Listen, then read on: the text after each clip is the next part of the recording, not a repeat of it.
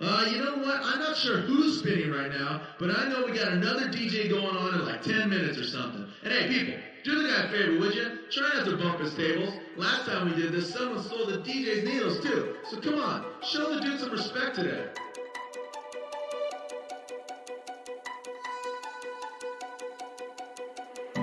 Yeah, we said we let it go, but we settled for the last. Couldn't let you want it though. Who am I to let you down? No, who am I to let you down? Down,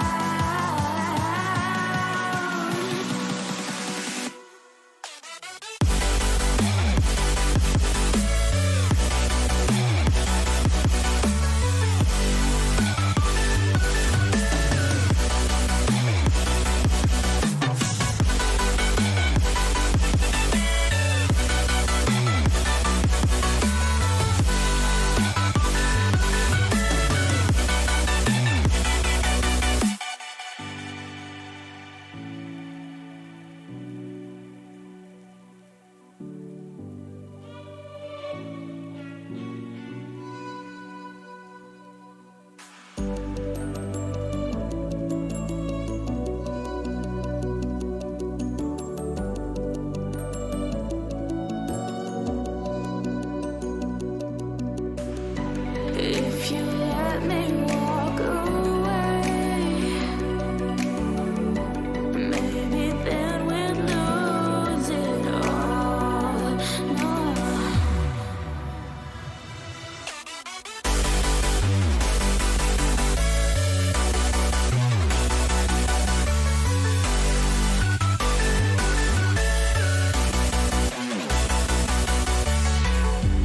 Who am I to let you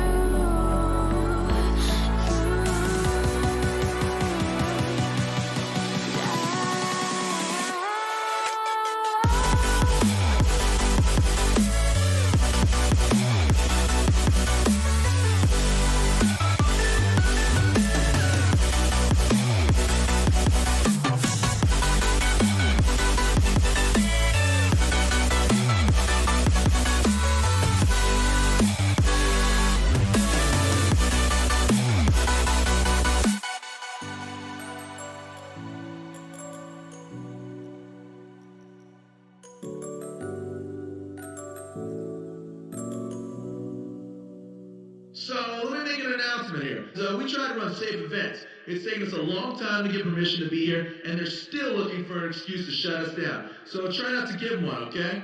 Don't go getting all crazy nutballs in the parking lot either. Last event, some dude got locked up in the clink. I don't know, is he still in there? I don't know. Regardless, keep it on track, people. Thanks, guys. suck me up small, breathe me in and let me go.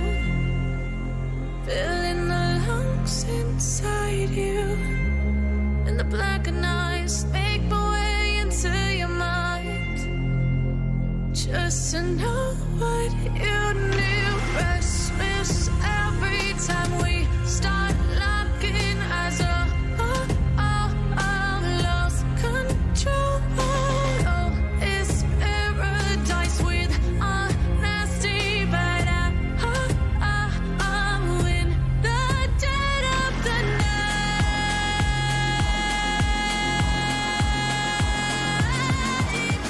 Let the darkness take control.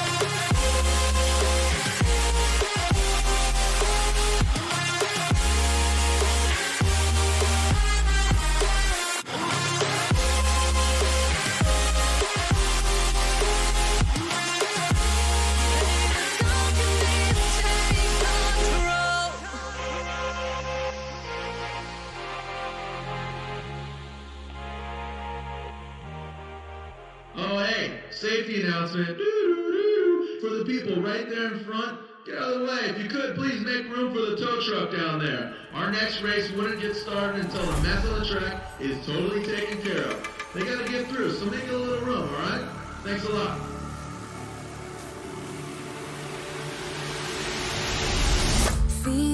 the thunder, shake the open ground. Won't give in, I'm fighting for the crown.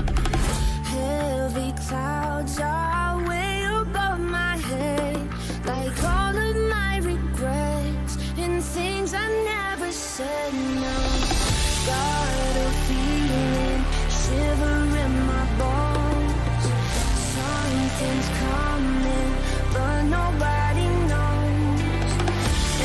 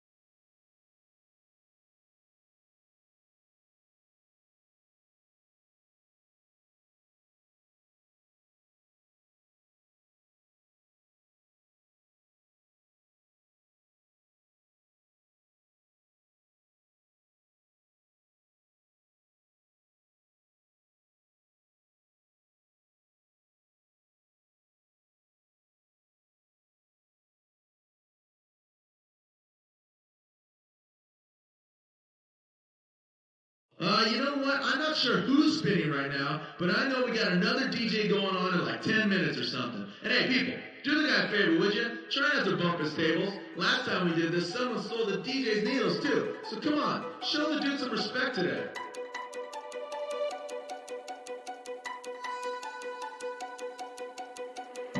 Yeah, we said we let it go, but we settled for the last. Couldn't let you want it though. Who am I to let you down? No, who am I to let you down? Down,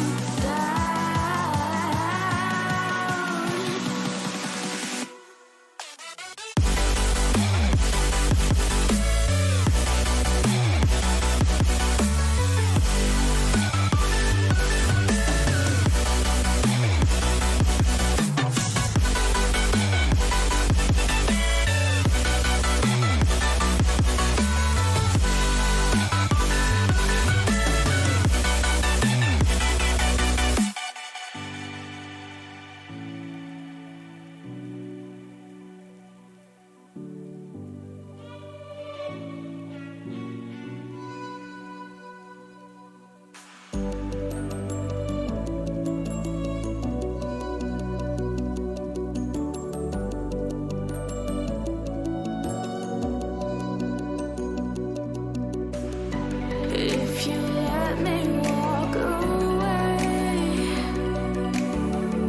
maybe then we'd lose it all. No.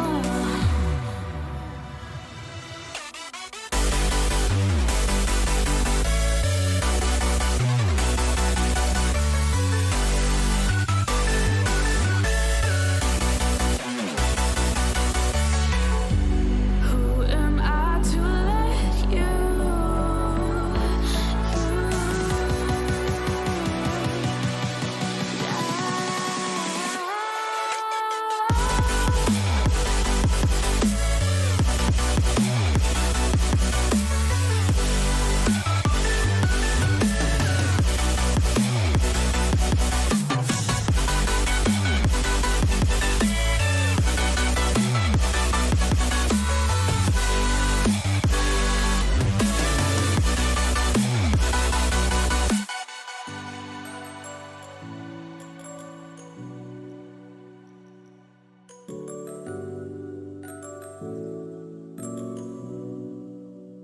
So, let me make an announcement here. So, we try to run safe events. It's taken us a long time to get permission to be here, and they're still looking for an excuse to shut us down. So, try not to give them one, okay? Don't go getting all crazy nutballs in the parking lot either. Last event, some dude got locked up in the clink. I don't know, is he still in there? I don't know. Regardless, keep it on track, people. Thanks, guys. Suck me in small, breathe me in and let me go.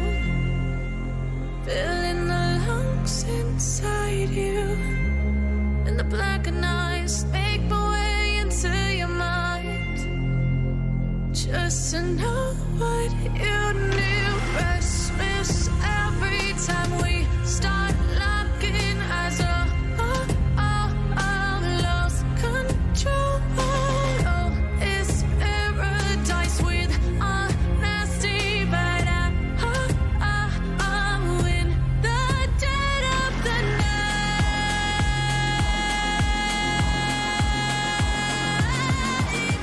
Let the darkness take control.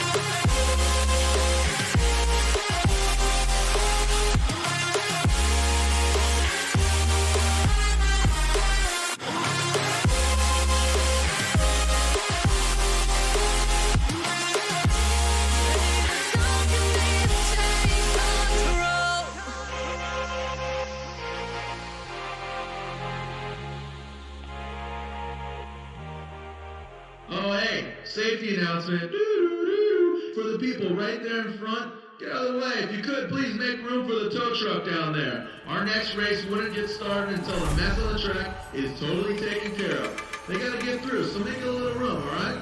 Thanks a lot.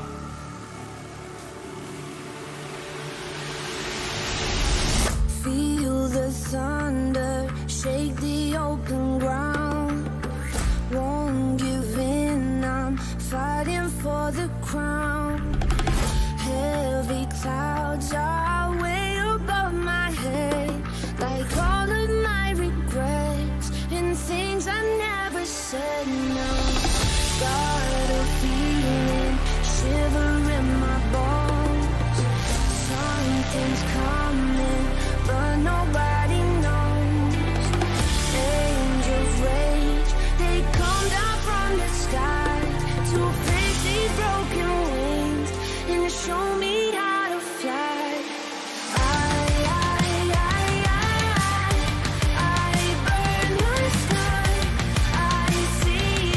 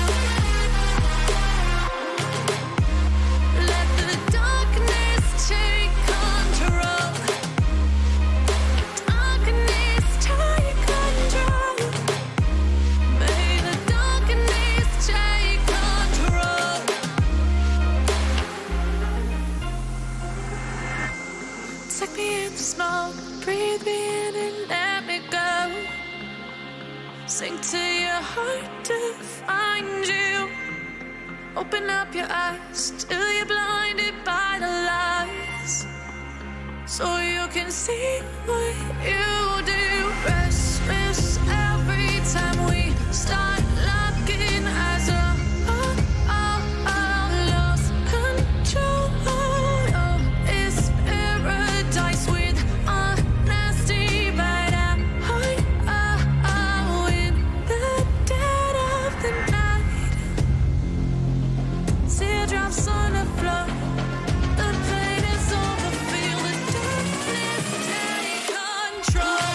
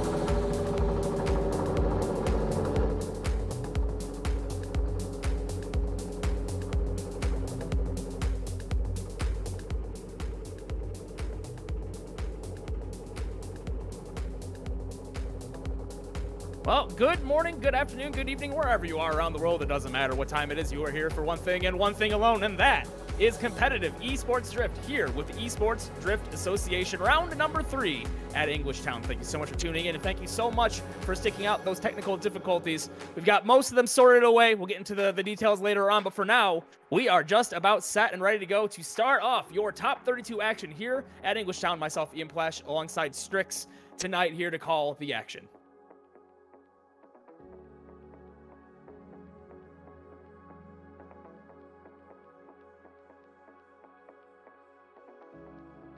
Can you There hear? we go. There we go. Now Okay, got I don't you. know why I wasn't registering. Hi, I'm here too. But anyways, last event we were here with the ESDA at Megaspace, and we saw a lot of elevation changes there, going basically down a huge hill. Here, completely flat. We're gonna see these drivers trying to nail their outer zones and inner clips and whatnot, and we are going to see a lot of very close battles, probably a lot of OMTs, so we have a lot of drifting ahead of us. Yeah, if you saw the last Formula Drift round, it's basically a giant figure of a purpose-built drift facility made on the old drag strip over here at the Englishtown Motorsports Complex, if you will. Very fun course. Fortunately, we need to get speeding along with this, and we are just about ready to get going here. Actually, we got our first battle on the line then. It's your number 1 seeded, João Alves, going up against Dylan Fink, your first versus 32nd seed as your first battle in today's action. Again, we appreciate you all so much for sticking out the extended delay as we were waiting on the on a couple of files to be sorted out, a couple of things that need to be squared up and ready to go that we didn't quite have ready to go at the time. We got most of it sorted out, unfortunately, for today's broadcast due to the nature of this track. The track's cameras were not quite ready for broadcast, and it is an encrypted file, so we are not able to bring you updated television cameras. So we're doing this old school ESDA style. We're going chase camera, baby. Honestly, I kind of like this dynamic. It's very cool to see from like a commentating spectator point, as well as viewing online. It helps you decipher the different outer zones, the different clipping points, distance, you name it. This is definitely a different way to view it if you are used to seeing the TV cameras, but unfortunately, that's all we have to deal with. You can see up ahead, the lights are up. We are set and ready to go off the line. Beautiful Z up in that lead position. Initiation into the first outer zone. Big drag against that outside wall. Dylan Fink falling back just a little bit of separation being shown through the center of the crossover, but keeping it lockstep in the tire tracks, trying to bring it into proximity as well. On the exit of that second outer zone, going through the only inner clip in this entire course, and then back to the outer zone to finish out the run. Solid battle so far. Z up front definitely had a really solid line. Dylan kept it in lockstep, but the proximity was definitely a little bit off. Yeah, I would have liked to see that S13 get a little bit closer to the back end and to the door of that Z, but from what I saw, from what I was witnessing, still a fantastic job from both drivers. Oh yeah. Definitely doing a good job on both ends there. Yeah, really only outer zone 1 to outer zone 2 where they had the separation and proximity. Other than that, kept it in the door, Fink did. It was a really solid job. Drivers back on the line, ready to continue our first battle of the day. Just back around, Fink will be in the lead this time around. And chases Alves. Ooh, will be the contact going into the first outer zone. And pushing a little bit wide and Chase. He'll take that back, into a little shallow in the lead. Was Fink filling the outer zone beautifully. And we see that Z dropping back in proximity. Not quite there and in the door. Gonna push into the inner clip and right across the back bumper on that transition. Big flick over angling and Chase. That's a big mistake in the chase for Alves. Yeah, that's oh boy, not desirable. judges, a lot to talk about. No, that was not at all. Replay's coming soon. Yeah, we'll probably be seeing a judgment call here soon. But yeah, unfortunately, João Alves in the chase, unfortunately getting that over angle and just letting the back end get away from him. And that's going to be a big call from the judges here. Yeah, that is quick, and right away, we have an upset right away off the get-go. Dylan Fink takes down your number 1 seeded Ja Alves. We're moving on into your top 16. Got to imagine then that there was just that slight over angle at that last zone that really set the battle apart. Really unfortunate then for Joao. But yeah, your first seed knocked out already. Yeah, unfortunate. That is a big upset. Joao Alves, I believe, if I remember correctly, also did well at Megaspace. And you can see as it seems like the car, as it transitions across the center of the track going towards the final corner, there's almost like a really severe like elevation change where the car kind of just like drops off that area. And that might have been what caused the Z to just over angle. So a lot of drivers are definitely going to have to keep that in mind. I said that this track is practically flat, but taking a look at it, it seems like there's very minor elevation changes in there that can really upset the car. Yeah, definitely. So as we are then moving on to your next battle, Darren Baker will be up in the lead in his R35 and the E36 chop top of Thomas Osinski in chase. Ready to continue with your second battle of this round, and wait till you see the backfire on this E36. Flames were shooting out of the hood and the tail end of the vehicle, but here we go then. Off the line, R35 in the lead position. Big angle back into the first outer zone. Falling back in chase is the E36 through the center of the crossover. Definitely needs to start closing in that gap. Is falling back big time through outer zone number 2. Gives him a little bit of that zone to close back in on that proximity. Pushing back in, crosses the bumper, right across the bumper beautifully, but still, once again, giving up a lot of those outer zones to get that proximity back. Solid lead for Darren Baker. Yeah, that was a really solid lead, and heading into the initiation zone, it seemed like the BMW just out of nowhere getting left in the dust.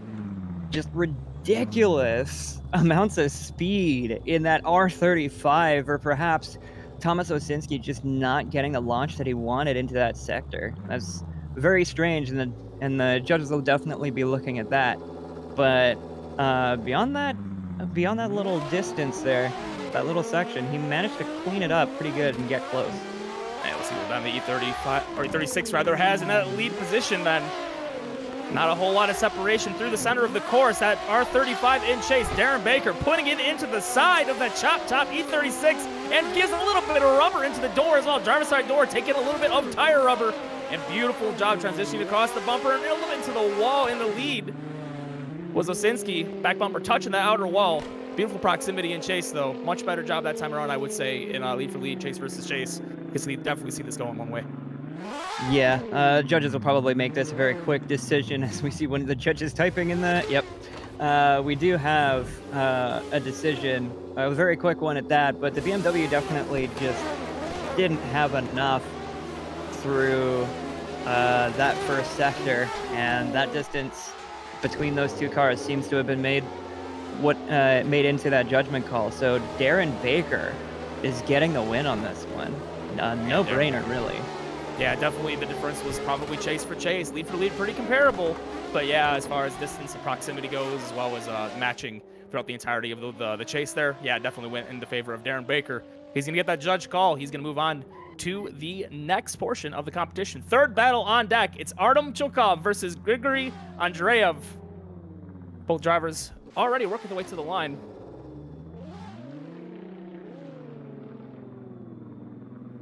Yeah, it was definitely quick fire. Apologize in advance for any flubs. We got a lot of stuff going on here in the background. But yes, as I said, next battle up is going to be a RX-7 in the lead versus S15.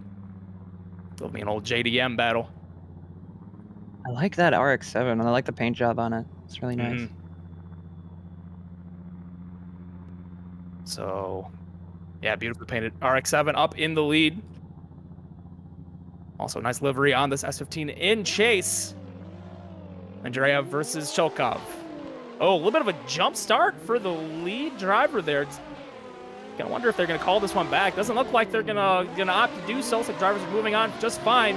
Lots of angle in the lead for Artem. Big angle again. slows down considerably for the start of that second outside zone, but does a good job filling up to make up for the entry of the zone and bowls over that inner clip just a little bit. Good proximity in chase as well.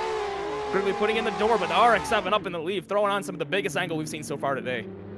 Yeah, that was an incredible amount of angle that I saw there. Lots of commitment, lots of, it just showed lots of commitment. And that is one of the things that judges will be looking for here is your commitment not only to your line, but to your angle. Staying smooth on your inputs. You can see that RX-7 hitting that really, really big angle, but also staying there for the most part. That's a great job from the leader, but let's also not, Grigory and Andreev also not leaving a chase run to shake a stick at. That was a pretty good job staying behind that car. Yeah, stayed through and through in the tire stop, stayed in the door. Proximity was solid. Ooh, very aggressive initiation and chase is the RX-7. Artem not messing around on that initiation. Lots of angle for the S15 as well up that lead, filling all of the outer zone beautifully. But Artem is all over the side of Grigory, working through outer zone 2. Working our way back to the third outer zone. Big angle again for the lead. A nice solid lead. But again, this battle may come down to the difference between chase for chase, especially in the first half of the run. Yeah, Artem Cholkov, your number 8 qualifier going up against the 25th qualifier here. So, and you can almost see that that kind of playing out through here. You can see Artem Cholkov in the chase, willing to take a lot more risks, especially with that really aggressive initiation.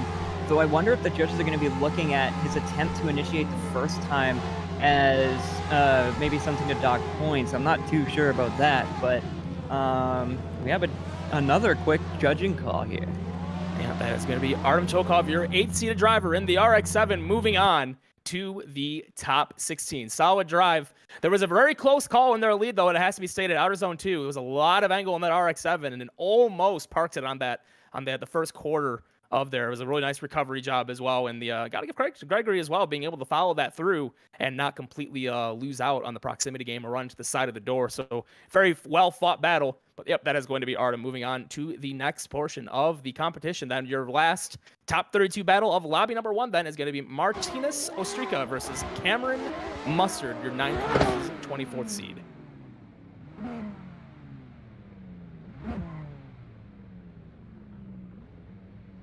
Yeah, this will be an interesting one here.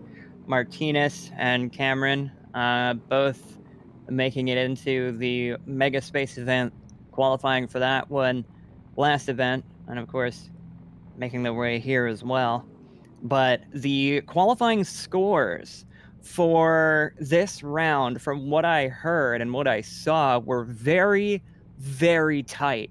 You basically had to qualify with a 90-point run in order to get into the top 32, which is pretty incredible. That is a very tight field. Just a quick update. Dai had one of our judges had an issue where they dropped out there, so sorry for that slight little delay there. But looks like Dai is back. We're back and ready to go. Then we're again sorry for the delay there. Your last top 32 battle: Martinez Ostrika, Cameron Mustard. Off the line, very loud up in the lead. Lots of backfires up. Oh goodness me, that is a loud vehicle. Lots of angle as well, but not messing around in chase is Cameron Mustard. But that's going to cost him big time there through outer zone 2, having to fall back to make up for such close proximity, but a little bit wide in the lead. No, brings it into the inner clip beautifully. Was Martinez, and right back into the door in chase to close out the run was Cameron Mustard. Lots of stuff going on with that battle. Yeah, that was very interesting. It seemed as though Mustard was just approaching the lead car a little too quickly towards the end of that first corner. Just didn't allow enough space and had to back way off to allow the lead car to transition. And then it was almost the same problem heading into the final corner. But he caught it early, let the distance happen, and then caught back up. Although the judges will be looking at Mustard going a bit more shallow through that final corner. They'll definitely be looking at that. Yeah, so back on the line, then that battle is done. We're going into the second half of the battle, switching back around. Mustard's getting their chance at the lead. Martinez is going to get their chance at chase. who's going to walk away from this one into the top 16. Final top 32 battle of lobby number 1. Initiation S15 pushing a little bit wide, dipping one of the rear tires over the yellow line through outer zone number 1, playing it very smart, conservative, and safe. Is Martinez in chase, but then pushing into the door really aggressively to exit outer zone number 2. Big angle up in that lead position. Lots of style for the S15 of Cameron Mustard, but all over the side of the vehicle, through and through, was Martinez Ostrika putting on a clinic in chase. That was an absolute banger of a chase there. Martinez for the first part of run 2, I was thinking you got to get closer than that, buddy. You really got to get closer than that. And it's almost like he heard my thoughts and was just immediately on the door, always there throughout the rest of the run. A fantastic job there. The judges might be looking at that for a consistent proximity. And we do have another quick judging call. Yeah, Martinez Ostrico is going to be your last driver of lobby number 1 to get their passageway into the top 16 with the win against Cameron Mustard. Solid battle through and through, but now we're going to move on to top 16 of the top left portion of the bracket, and that is going to be Dylan Fink. Remember, these are 32nd seeded driver. Took down Darren Baker. A very, very impressive drive. Or not Darren Baker, excuse me. João Alves. I'm sorry, Darren Baker is the driver who will be leading this time as your 16th seed. Dylan Fink will be in chase. I got a little crossed up there. As again, I do gotta say one thing though. It turns out this time around, it was actually Martinez Ostrika in the study with a candlestick instead of Cameron Mustard. There it is. The never-ending game of pool continues. Top 16 action now. Big initiation for the R35 in the lead. And oh boy, Dylan Fink was not ready for that angle or to speed into 1. He's going to close up in kind for outer zone number 2. Matching the angle beautifully in the lead position. Darren Baker going big, going hard up in the lead. Right across the bumper on that transition is Dylan Fink pushing it back in very, very aggressively. Solid job to recover for the first half of their chase run. Gotta say once again though, Darren Baker's leads have been on fire. Absolutely, Darren is just putting down incredibly good runs here. Being the 16th qualifier, you know, it really shows you can't underestimate these drivers because, like I said, the field was incredibly close. It's a complete toss-up where people are placed. And we're seeing right here, Darren Baker was able to get a lot of practice in and really exceed in that R35. But another thing I gotta mention, that S13 looks like a tiny, tiny little car, almost like a K car in comparison. Yeah, no, the R35 will do that to just about anybody out there on the field. Much more aggressive chase on the initiation into the side of Dylan Fink, and that does end up hurting against them. Darren Baker makes a very critical mistake in between outer zone 1 and outer zone number 2. It's a big give and take game with this kind of a course, a big figure of 8, and definitely coming back to bite them there and not really able to close it in as aggressively to end out the run. Small piece of contact there to finish it out as well. Man, is your 32nd seed Dylan Fink about to run the table here in lobby number 1? Oh, what a tough break for Darren Baker. Replay's on screen. Yeah, it's going to be an interesting thing to see if Dylan Fink does actually run away with the win. 30-second qualifier, you know. And like I said, and I'm going to keep mentioning it because it's just incredible how close the qualifying scores are. You know, it's honestly, at this round, considering those qualifying scores, I don't think it's going to be as shocking as it normally would be to see a last place qualifier, or at least a last chance qualifier, get in here and take the whole thing. But Darren Baker, absolutely no slouch. It just seems like he played too much of a risky game and kind of got bit here. A lot of the other drivers here are probably going to want to take note of this and, you know, watch where they're charging into their lead drivers, how close they are, where on the track they're getting that proximity. A very interesting decision here, not only for the judges, but for the drivers to take this information and learn from it. Yeah, judges are working their way then towards that decision now. And it will be another upset then. Dylan Fink takes down Darren Baker. Got to imagine the difference then being the mistake there for Darren Baker. as we had an accidental, okay, the drivers got dragged into our voice channel for a second. They're like, you sure? That's a interesting call there, Di. I don't know about that one. But yeah, it looks like then that the I would imagine then just too aggressive in chase. When the transition happens in the middle of the course, you have to back out of it by the end of the zones. Otherwise, it's very difficult to get off the door and maintain proximity. As I said, figure of 8 track like this with big sweeping corners, lots of give and take you have to do in chase. And very aggressive chase, mind you, for Darren Baker, but it's not going to work out in the end. Then Dylan Fink moving on to your top 8.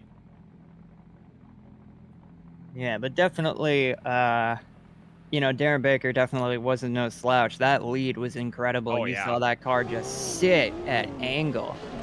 It just seems as though, when it comes to the chase, that is ultimately what the pattern we've been seeing here is that the chase is probably the most important part of your run, not your lead.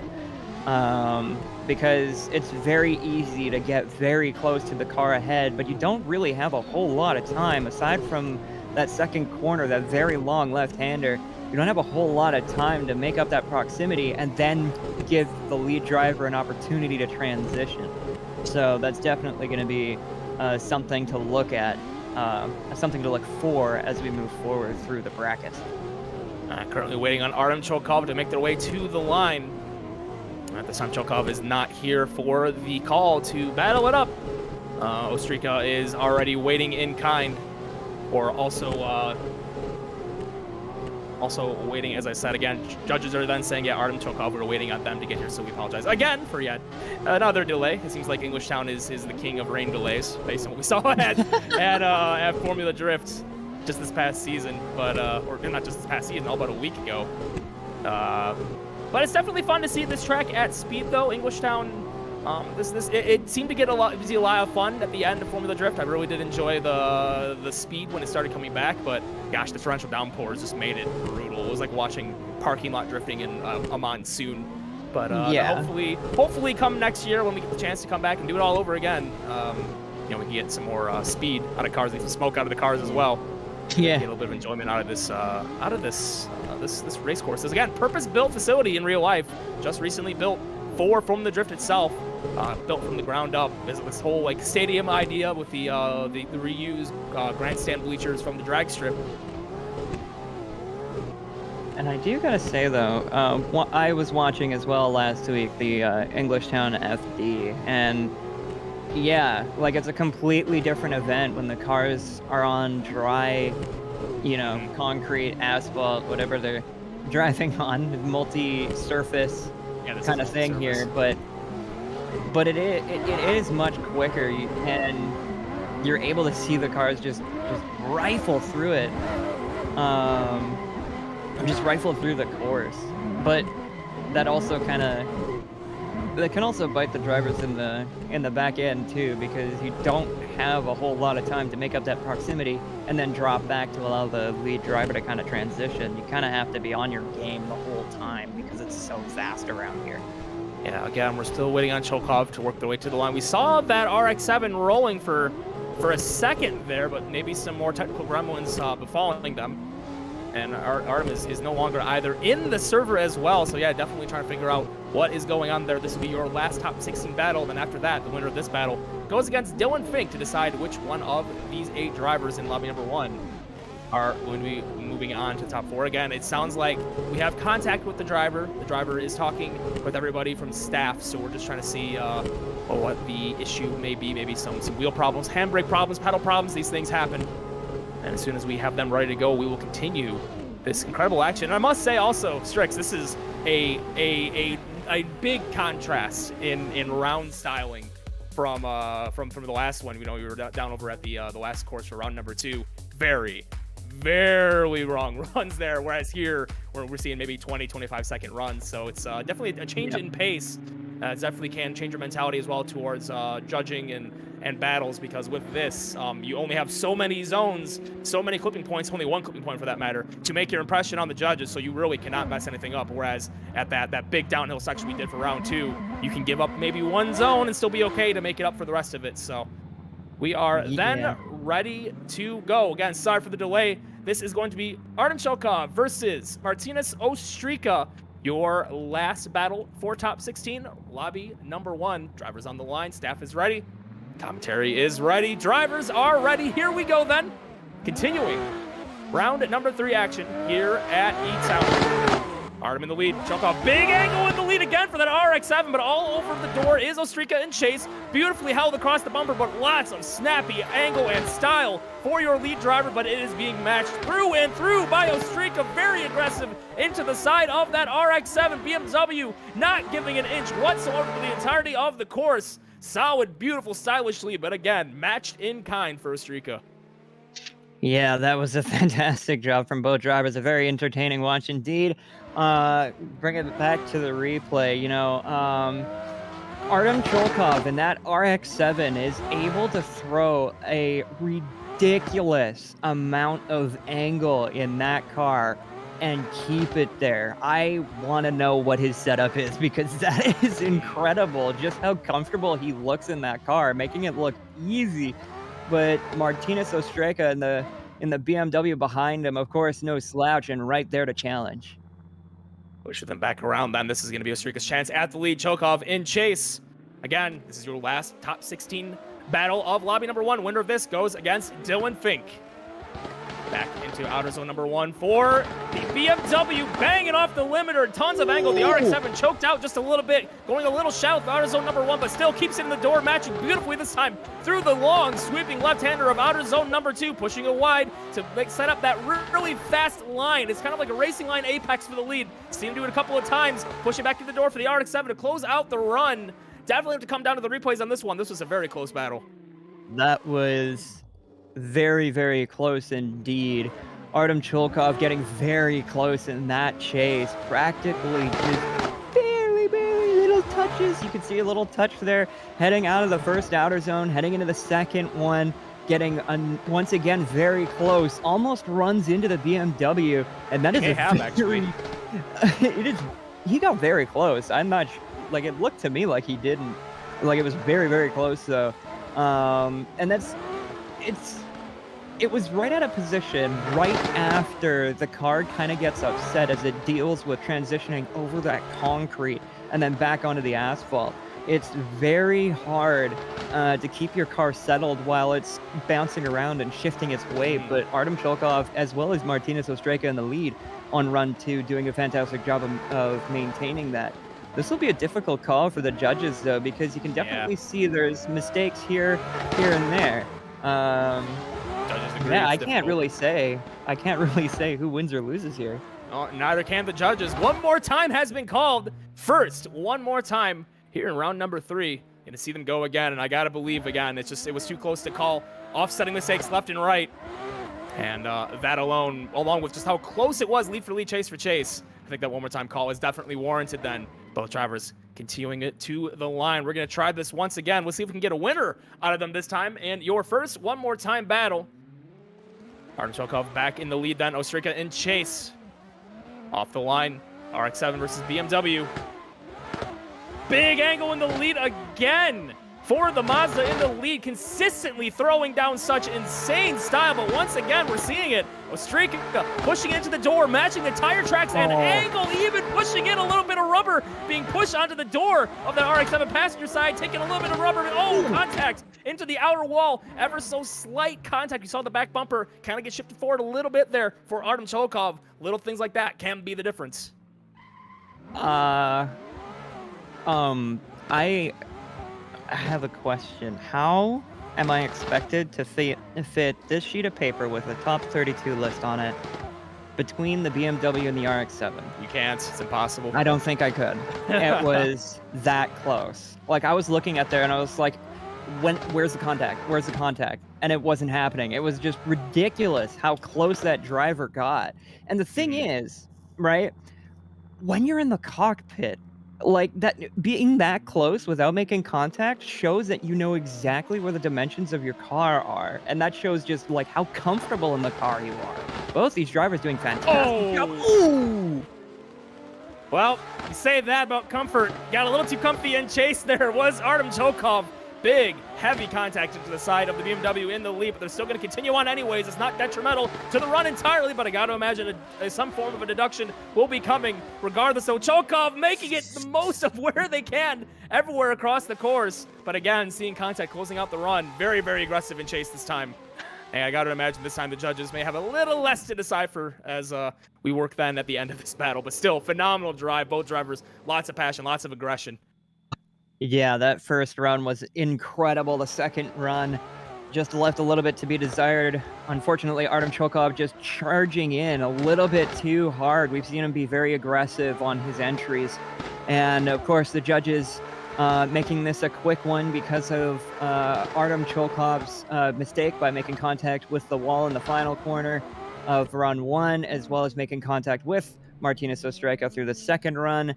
That is Martinez Ostreka in the BMW E30 getting the win here. And it's really unfortunate because Artem has been a very impressive driver here, getting very, like, ridiculous amounts of angle through that corner or through that car, but it just seems it just seems he pushed a little bit too hard, made a little bit too risky of a move, but, that is what it is. That's how things happen in esports drifting like that. Yeah, Artem Chokov definitely had the most angle for a lead run so far all day long. Very, very impressive to see somebody be able to maintain speed with that as well, but it's not going to be enough. Ostreka is moving on to this battle against Dylan Fink. Dylan Fink will be chasing this time. Ostreka will be in the lead. Does Dylan have... Oh, hold on, actually. I say that. We have a car on course still. Someone's vehicle is parked just a little ahead the road. I think that's actually maybe Chokov up in the lead. Still working on getting them off the course.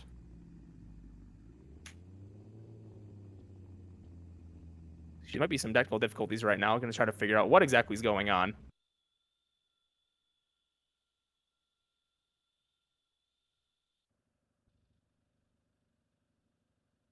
Okay, now he is gone. Okay, that is Chokov then going to get that vehicle, or is he? He was gone for a second, but now the RX-7 is still parked in the firing line. So we're really going to have to get Chokov off. Yeah, he's not in the server. So this is another interesting one. So situation. The defeated driver of Artem Chokov in the last battle is not in the server right now, but his vehicle is very much still parked. Now it's gone.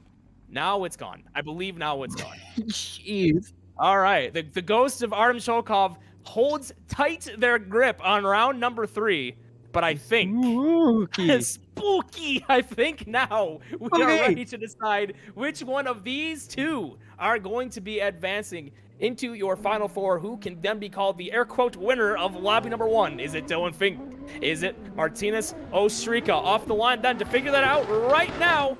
BMW E36, or E30 rather, big angle up in the lead again. Beautiful style, but a little bit slow through the center of the course. Dylan Fink handles that masterfully though and knows where to back out and parks it right back into the side of the door, really wide in the lead, pushing into the wall. Nice, fluid, and stylish line in the lead, but Dylan Fink not giving an inch throughout the course.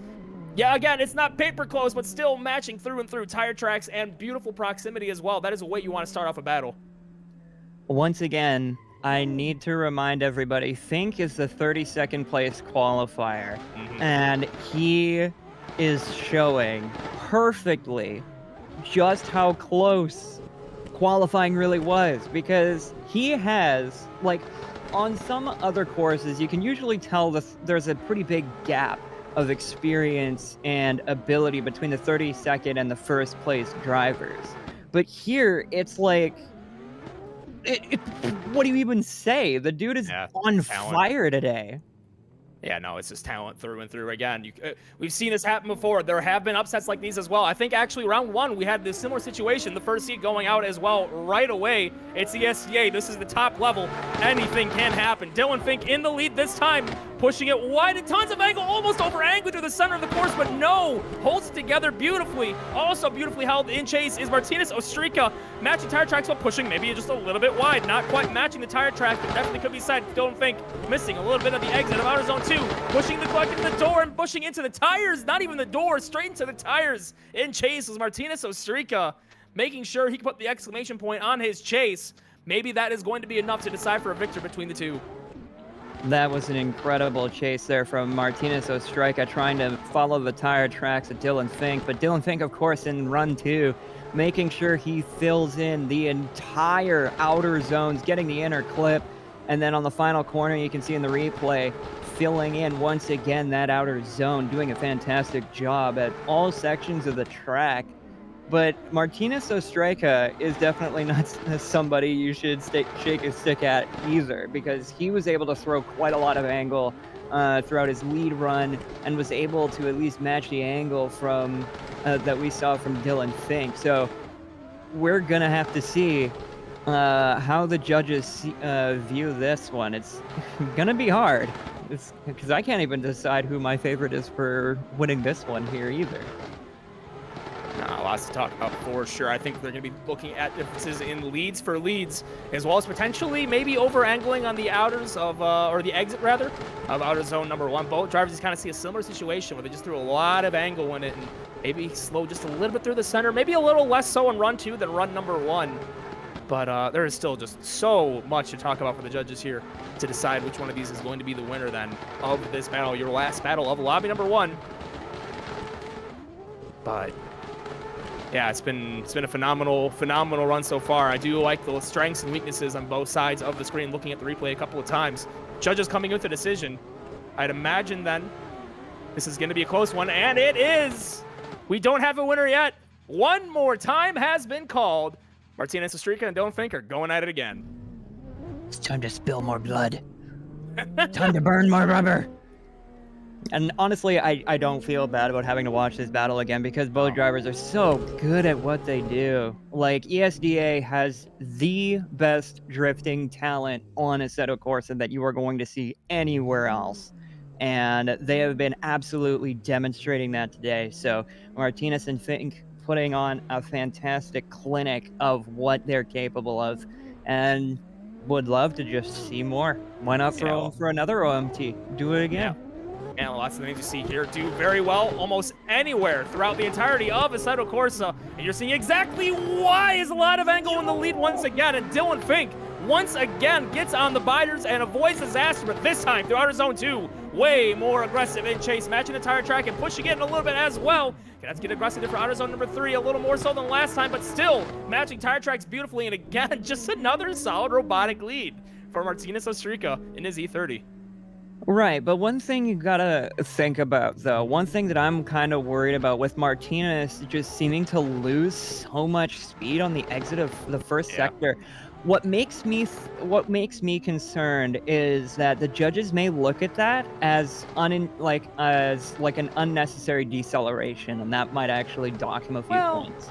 Because we did see that happen on the first run, and I didn't think much of it, but the second time around, it genuinely seems like he's just not accelerating. We're going to have to go back to the replay on that one. It might be the difference of aggression and chase. That was all you got to bear in mind with this kind of a camera angle that we have. We can only really judge the gap based on the chase driver speed as well. That could have been an aggressive charge as well for Fink. Judges have a lot to deliberate for sure. Definitely can see two sides of the coin there. Second half of this battle, way more aggressive in chase of that initiation is Ostrika. Dylan filling out of outer zone 1 beautifully. Ostrika falling back a little through outer zone number 2, not quite matching the angle either. He's going to have to get aggressive in the second half. He's going to do just that, pushing into the tire tracks of the lead driver. Lots of angle and style for Dylan Fink up in the lead, and not quite the same on the proximity this time. In contrast to run number 1 in chase is Ostrika. This one's going to have to come down to another close call. Mistakes to be made on both sides of the battle. But definitely some differences this time, chase for chase through outer zone 2 and outer zone 3. Yeah, and at the very least, both drivers it did seem like the chase kind of had to slow, way up going through that first corner, heading into the transition into the second corner. But looking at lead for lead, chase for chase, this is going to be a really interesting decision for the judges to make here. And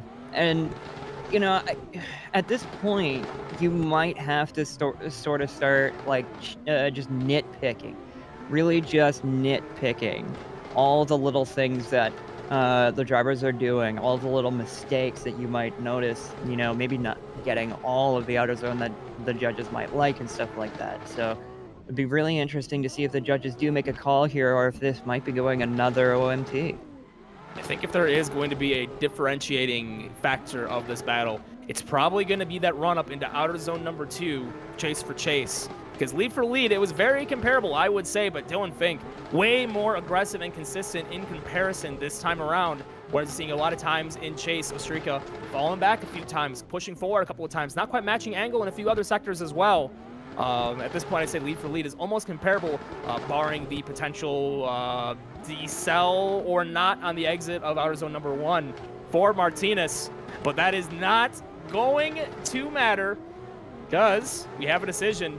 And Dylan Fink has run the table. Your 32nd seed is going to advance into your final lobby, taking down Ostrika and moving on to the final 4. Wow, definitely showing that 32nd position was definitely not a label of their talent. Fantastic job from Dylan Fink, being able to not only upset the first place qualifier, but also to upset probably one of the strongest lead runs we'd ever seen up until this point in Darren Baker. And yeah, he's headed to the top 4. What an incredible job. And the other drivers on the list are really going to have to take notice. They can't look at that 32 number beside his name. They're going to have to be like, well, top 4. It's probably a pretty tough cookie to crack. Tough egg to whatever. You know what I mean. Do we, though? Do we really? So No, anyways, so because of the accelerated portion at the start of the course, a couple things we need to mention as well before we move on to this break. Moving into lobby number 2, we've got a couple of sponsors we need to thank for making ESDA possible. Without their undying support, you wouldn't be able to see what you're seeing on screen right now. Big Duck Club, whether you use their parts in a drift car, time attack machine, drag monster, or show car, Big Duck Club will exceed your needs and defy your expectations. Visit BigDuckClub.com for more information. It's also brought to you by Nexen Tire, one of the leading tire manufacturers in drift competition around the world. From race to street, Nexen Tire has the tire for you. Nexen Tire, we've got you. Energy Innovations. From hubs, wheels, shift knobs, and more, Energy has the finishing touch you're looking for in your next build. With products also specifically built for sim racing, Energy is continuing to innovate. Visit getnrg.com for more. Also brought to you by Next Level Racing, the world's leading motorsports simulation brand with this industry-leading product range. Whether you're looking for your next racing or flight sim hardware edition, check out nextlevelracing.com. Also brought to you by Vosan. Vosan, the leading source for competitive drift content across the Assetto Corsa platform.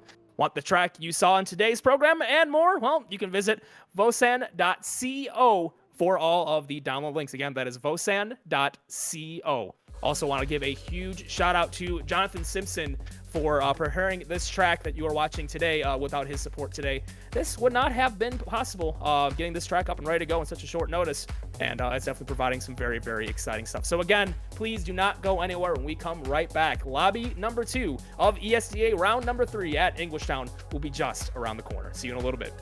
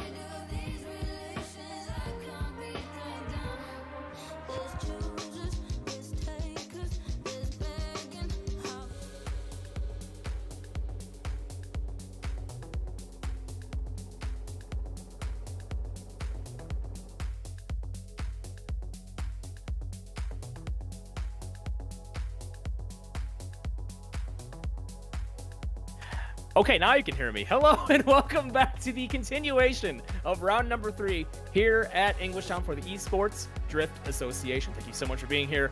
And I must also say now that I have returned from the Shadow Realm, that meant that one of us had to take my place. Ladies and gentlemen, on this day, we have lost one very short, plump boy. His name was Keenan Kusin. Keenan Kusin, again, our lead commentator from round number 2, very well known for all of his work in the esports drift sector, and unfortunately, because of my return, you know, we had to sacrifice him and throw him back into the Shadow Realm. So, rest in pieces. You will be missed, Keenan Cuisine. It's so unfortunate, man. Anyways, moving along to the continuation of the... No, for real. Keenan's off doing cool stuff for some bachelor party. He's DJing the night away and having a good old time. So we're wishing you all the best. We wish you could be here. And we'll see you back here for maybe round number 4. Then we can get the dynamic duo back in the booth. And maybe we can get Strix in like a supportive role or something. We always love having Burb here with us. We love having Burb. But really, we do. And I love the SDA. We all love ESDA. So, again, this is lobby number 2. You're seeing it on screen right then. Vicarious Lucas, Steven Loxton, JT Caveza, William Holloway, Zach O'Sullivan, by the way, 2-time winner. 2 rounds have been run so far. He's a little bit on a tear right now. Jacob Bellis, Darius Ostrika, and Mustafar Emine are the 8 drivers here in lobby number 2, set to do battle. So, first off on the line then, Vicarious Lucas versus Steven Loxton on the line. We are ready to get back into it. This all Sylvia battle. Getting ready to fire them off. The lights are on. Now we have cameras. Now we are ready to go. Again, thank you so much for your supports and your understanding through the technical difficulties. But now we're ready to continue and firing it off into the first corner. Big angle up in the lead. Lucas giving it all they've got in that S15 up in the lead position. Falling back a little bit in chase is Loxton. He's going to have to close in and just that. But missing a little bit of server desync for either the lead or chase driver. Potentially making it a little difficult to gauge proximity. I don't know if you were seeing it on the TV screens, but definitely having a little bit of some form of a connection issue for either Loxton or Lucas there. We'll have to see on replay to see if you can figure out exactly what happened. Yeah, as we take another look at this here, heading into the first corner, you can see the car is kind of jumping around a bit, and that's kind of the inherent nature of doing these kinds of things over the internet rather than, you know, local area network. You're going to see these kinds of things, but that unique disposition with ESDA is that you have competitors from all over the world, and you're getting the best of North America, you're getting the best of Europe, and you're getting the best of everywhere else. But again, because of that, it's just kind of unfortunate. But we'll have to see heading through this whether they rerun that or what happens. All right, well, through and through, it looks like we're going to be okay to continue the battle, giving a lot of distance in chase. I must say, is Lucas definitely leaving a lot of space on the table for outer zone number 1. Closes in beautifully. Outer zone number 2, though, pushing into the door. Well held through the outer zone, through and through. Steven Loxton feeling it all that they can, where they can. And big angle for their Sylvia in the lead. Sylvia and Chase having some difficulties on the first outer zone. Potentially not quite getting the jump off the line they were looking for. But again, we also have to tell you that there is that restart zone. They thought that maybe they didn't get a good jump. They had the option to not continue on the battle, but they decided to continue on anyways. And stuff like that can be detriments to the battles. I'd imagine that's going to be a big contention point then, as the judges have to then decipher what exactly went on here. Yeah, it is up to the either driver if they don't get the launch that they want to do that restart. But even in that case, Alukas was able to at least catch up throughout the last half of the run and get right on the door. But of course, Steven in run 2 on that lead, doing a very smooth job to keep it at angle and keep it there smoothly, doing a fantastic job. And, Vakaris doing what he can to try and catch up. Run 1 as well, it was really interesting to watch though, because at least through that first corner, it didn't seem like Steven Loxton was really getting all the angle he wanted. He was very shallow on angle there. So one more time has been called here. I would imagine then it's differences in mistakes chase for chase, as well as potentially a little bit of the server desync then. Judges just want to go ahead and see it happen again. And honestly, I'm okay with it, because I definitely saw a couple of weird desync issues, as well as potentially, maybe a jumped off the line or very close to, based on, just different server pings and whatnot. So we're going to try this once again. Boat drivers back on the line. Run them once again then. Lucas get another chance at the lead. Loxton in chase. It's all still a battle. Does not have a winner. We're going to have to try again.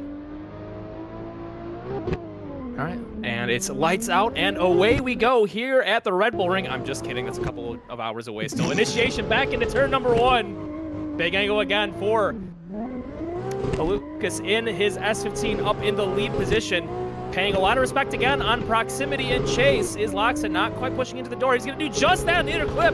Has to get on the binders heavily to not completely run over the side of the door, but that's really going to cause a massive loss in proximity to finish out the rest of the run. What an unfortunate little mistake there. Again, it's a big push and pull, but got aggressive where he shouldn't have, and that's going to go to really haunt them there for outer zone number 3. Yeah, we've been seeing that mistake made by a lot of drivers. We've been seeing them charge really late through the first sector and then through the exit of the second outer zone. And it's something that's very hard to do. You always want to try and close up that gap and try and get as close as possible. But if you do charge way too late, it's going to end up hurting you even more than just laying back a little bit, waiting for that transition, and then getting close to the door. So we'll have to see how this second run goes. And we'll try it again then. Loxton will be up in the lead. This time much closer in chase is Lucas. Still seeing a couple of rubber banding issues though. Again, definitely tiptoeing around the course, doing their best to pay their respects to the desync issues, but no respect being held at all for outer zone number 2. Lucas shoving his vehicle right into the side of Loxton as close as they comfortably can, and does so again for the exit of the course as well. Now that's aggression. That's what you want to see, not leaving it in the judges' hands whatsoever. Yeah, absolutely. That chase driver in the S15 with a big wing, doing exactly what I had mentioned, just charging in the right spots, charging in the absolute right spots, and leaving space for the lead driver to make those transitions. Yep, and that is going to then be that decision. Your 4th-seated driver, Vakaris Alukas, moving on into the top 16. That big ol' S15 wing is large and in charge, and he'll be firing his way then into your top 16 of today's drift action. So next up then, JT Caveza versus William Holloway, your 13th and 20th seeded drivers, already warming them up, getting ready to go.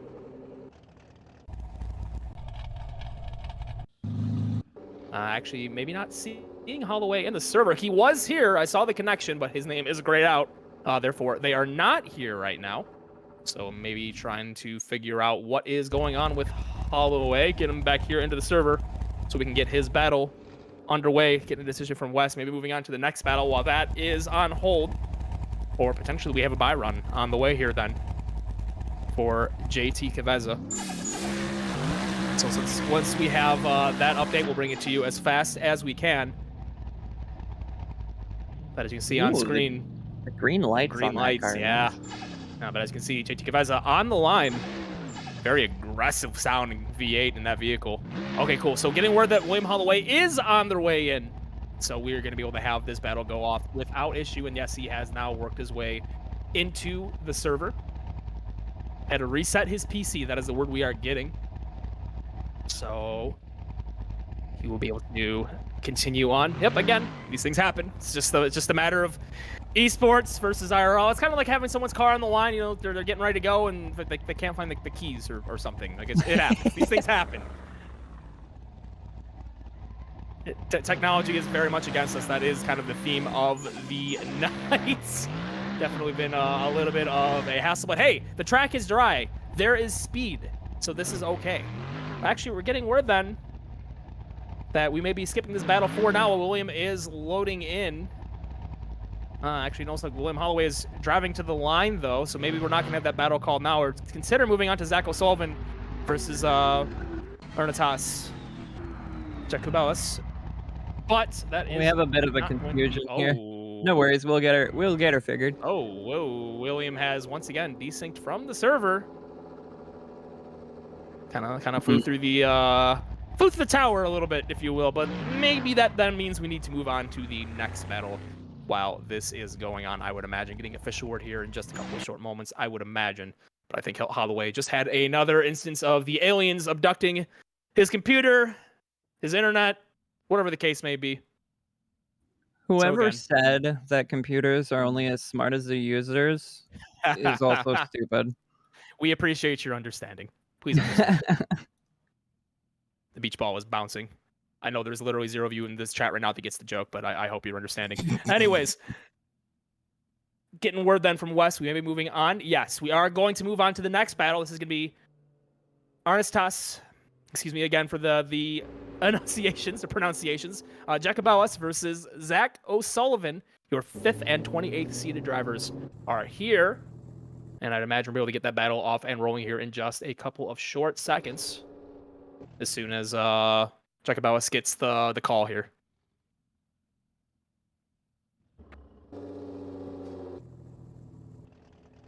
I do gotta say though, the competition so far has been pretty incredible.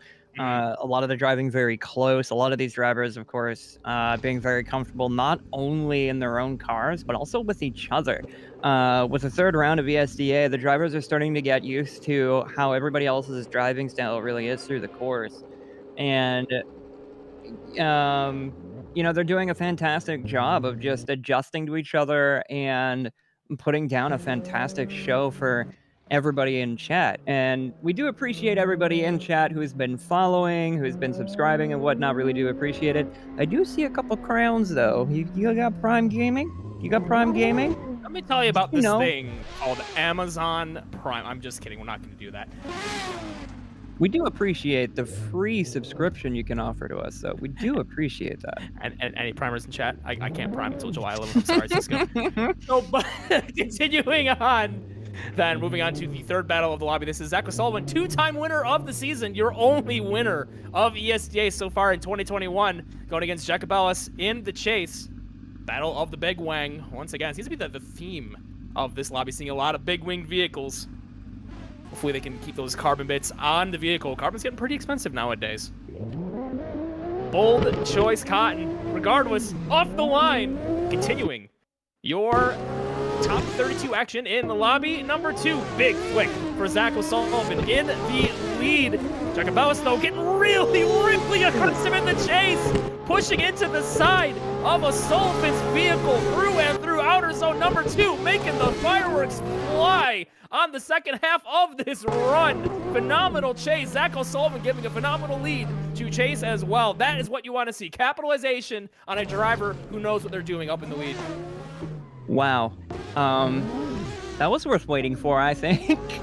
That was an incredible job from not only Zach O'Sullivan throwing down a really solid lead, but as Keenan was mentioning last round, God rest his soul, if you put down a good lead, you're going to allow the chase driver to put down a good chase. But you still got to capitalize on that. You still got to, execute your chase well in order to make a really good fight and that was pretty impressive. Great proximity.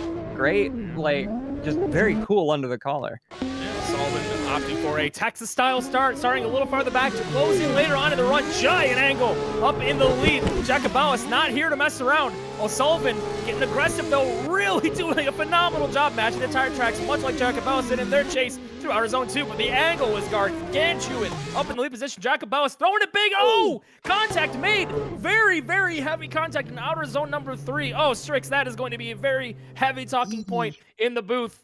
Up there for the judges, this is officially turned into Congress. Session is in. Deliberation has begun. Man, that is... Oh, that's so unfortunate, because up until that point, I was like, oh, this is going OMT. This is too close to call. But, you know, in run 2, you can see, actually, the chase driver just not getting the transition they wanted, almost, like, straightening through the middle of the course, and then heading out of outer zone 1, heading into outer zone... heading out of outer zone 2 and into 3, you can see Zach O'Sullivan charging really hard into that final corner, but unfortunately just charged a little bit too hard and getting into the door of Ernestus Jacobellis. Really not what you want to do in a drift battle. You want to try and get close, but not that close. But yeah, we do have a call here. I'm trying to make sure. We have situations before where they're like, wait, no, I'm kidding, JK, because it was very quick, actually. There was no deliberation to be had. You know what? Nope, it looks like that is going to be the final call, Ben. I'm not getting anyone else saying, whoa, stop. Oh, boy. Zach O'Sullivan is not the winner. Jacobellis will be moving on. Contact then deemed the fault of Zach O'Sullivan, and for the first time this season, we are guaranteed a new winner here at Englishtown. Wow, that is really interesting. I kind of want to see if we can get maybe one of the judges pulled in here to see if they can just confirm that that decision was made because of that contact being placed in the fault of the chase driver there of Zach O'Sullivan. But yeah, it's hard to tell really because, you know, heading into that final corner, it's kind of a question of how hard the chase driver is charging and if it was too hard, or if in the case of the lead driver, if the lead was just slowing down too much. Still just waiting on a judge to kind of pop in here and give an explanation, but maybe if they're wanting to give the time, but it looks like we're actually getting ready to then move on. But seeing full screen then for you. Yeah, it just seems like he overcharged. I didn't see any over-aggressive braking from Jacobellis in the lead. That was just too aggressive in chase. And that's going to be it then. Zach O'Sullivan knocked out in top 32. Going back then to the previous battle, this is going to be JT Cavazza leading versus William Holloway in the chase. Yes, you're getting confirmation. The fault in the decision then was given to Zach O'Sullivan in the contact. Ooh, excuse me. A little bit of a burp. Yeah, that does make sense though, because that isn't necessarily, that part isn't necessarily an acceleration zone, because you're still trying to slow down throughout the rest of that corner, so it does make sense from my perspective at least. So moving on. Oh, before we move on, below. Yo, before we move on, that call was made too early. We're still overviewing the call, so it was a second. Okay, I figured as much. I didn't want to because it was such a quick decision. I wanted to make sure, but okay, there's your official confirmation from one of the lead judges. The call was made too soon, and they're going to review it again. So please get that second run full screen for the judges. Full screen second run is what we're going to need. The contact is what needs to be talked about. And unfortunately, if you have TV cameras, it's great and all. It's good for viewing, but I think the chase camera would have been a little more distinctive. To help with this decision. It'll be a little bit more difficult to determine the fault of the contact here, but pay attention right around here. You can see the chase driver Zach O'Sullivan does give a lot of space to Ernestus, and then heading into that corner, it's just like there is such a massive speed differential between both cars, and what the judges are going to be looking for is where the momentum was changed. whether that was Ernestus just slowing down too much, or if that was Zach O'Sullivan just accelerating too much. And we can see it here again. That's gonna be a... Hang on, I need to make this replay screen full so I can take a look. Pay attention. What you're gonna be looking at is the top of the vehicle, how these competitive cars are set up. So no matter the front or rear angle, you can tell if they're on the brakes. Try to pay attention to that light bar you're gonna see on top of the winner banner in the front of the lead vehicle. See if there's any application in the center of the corner prior to or right at contact. So big angle is made, a small touch of the brakes there. Oh, he might have been on the brakes. I didn't see it until I put it on full screen, the window. The lead driver may have been dragging brake there through the center of outer zone at number 3, and that, as you know, is not a deceleration zone. They're expected to be on power through and through when they get to that section of the course. That slight decel going into outer zone 3 was okay on transition, but the brake drag was too excessive. That's the thing we're talking about here. Another thing to note, somebody in chat did mention he also had quite a significant amount of angle, and that's another thing to consider. If Ernestus was pulling too much angle and also standing on the brakes, then this very well could tip the scales into the fault being placed on him, the blame for the contact being placed on him. And yeah, you can see there's just a ridiculous amount of angle in that yellow S14 there. It's going to be interesting to see how the judges look at that. Argue at the point of contact to the point where Zach O'Sullivan really starts chasing. There wasn't an instance then where Ernestus' car was almost understeering into the corner. All right, so this is going to be a little bit of an extended delay getting word that we are going to look at the replays. We have that tool in our back pockets, and it's available so they can back out, get a better angle, use all the tools available to decide, what the correct decision is going to be on this one. So our first real competition hold on the night, I would say, will be this battle here. It's a very important decision, though, because again, Zach O'Sullivan, your two-time winner so far this season, and Ernestus was on fire as well. Really, it's a matter of was that an over decel or not. It's kind of tough. You be the call in chat. Let us know what you think. Please be kind, though. But be kind. We're just people. But yeah, if I had to make a guess, I'm by no means a professional drifter. I just really like watching it, and I've had to commentate a lot of it, so I kind of understand why judging calls are made. But if I had to make a guess here, with the amount of angle that Ernestus pulls, and considering the fact that Zach seems to catch up to him as soon as he makes that amount of angle, I don't know. I feel like I could definitely see why the judges might decide to give the win to Zach. But also, it's just a really hard decision to really make here, because in that section of the track, because Zach is also charging pretty hard into that corner. But if I had to make a guess with the information that I know and the scene, with the angle that I see here, I think this might be handing the win to Zach. But what do you think, Ian? Do you think you can really make it to the decision here, or is this too close? Well, there is a Kurt's timeline where this is going to go one more time, because I feel like I've seen it before. It might happen again. So the chat is very 50-50, though. I've seen a couple of points saying, no, this is Ernestus' win, this is Zach's win. It's tough. The cursed and maybe blessed timeline in this instance might be an OMT. Just to go again, or at least rerun run number 2. I don't know. It's so hard.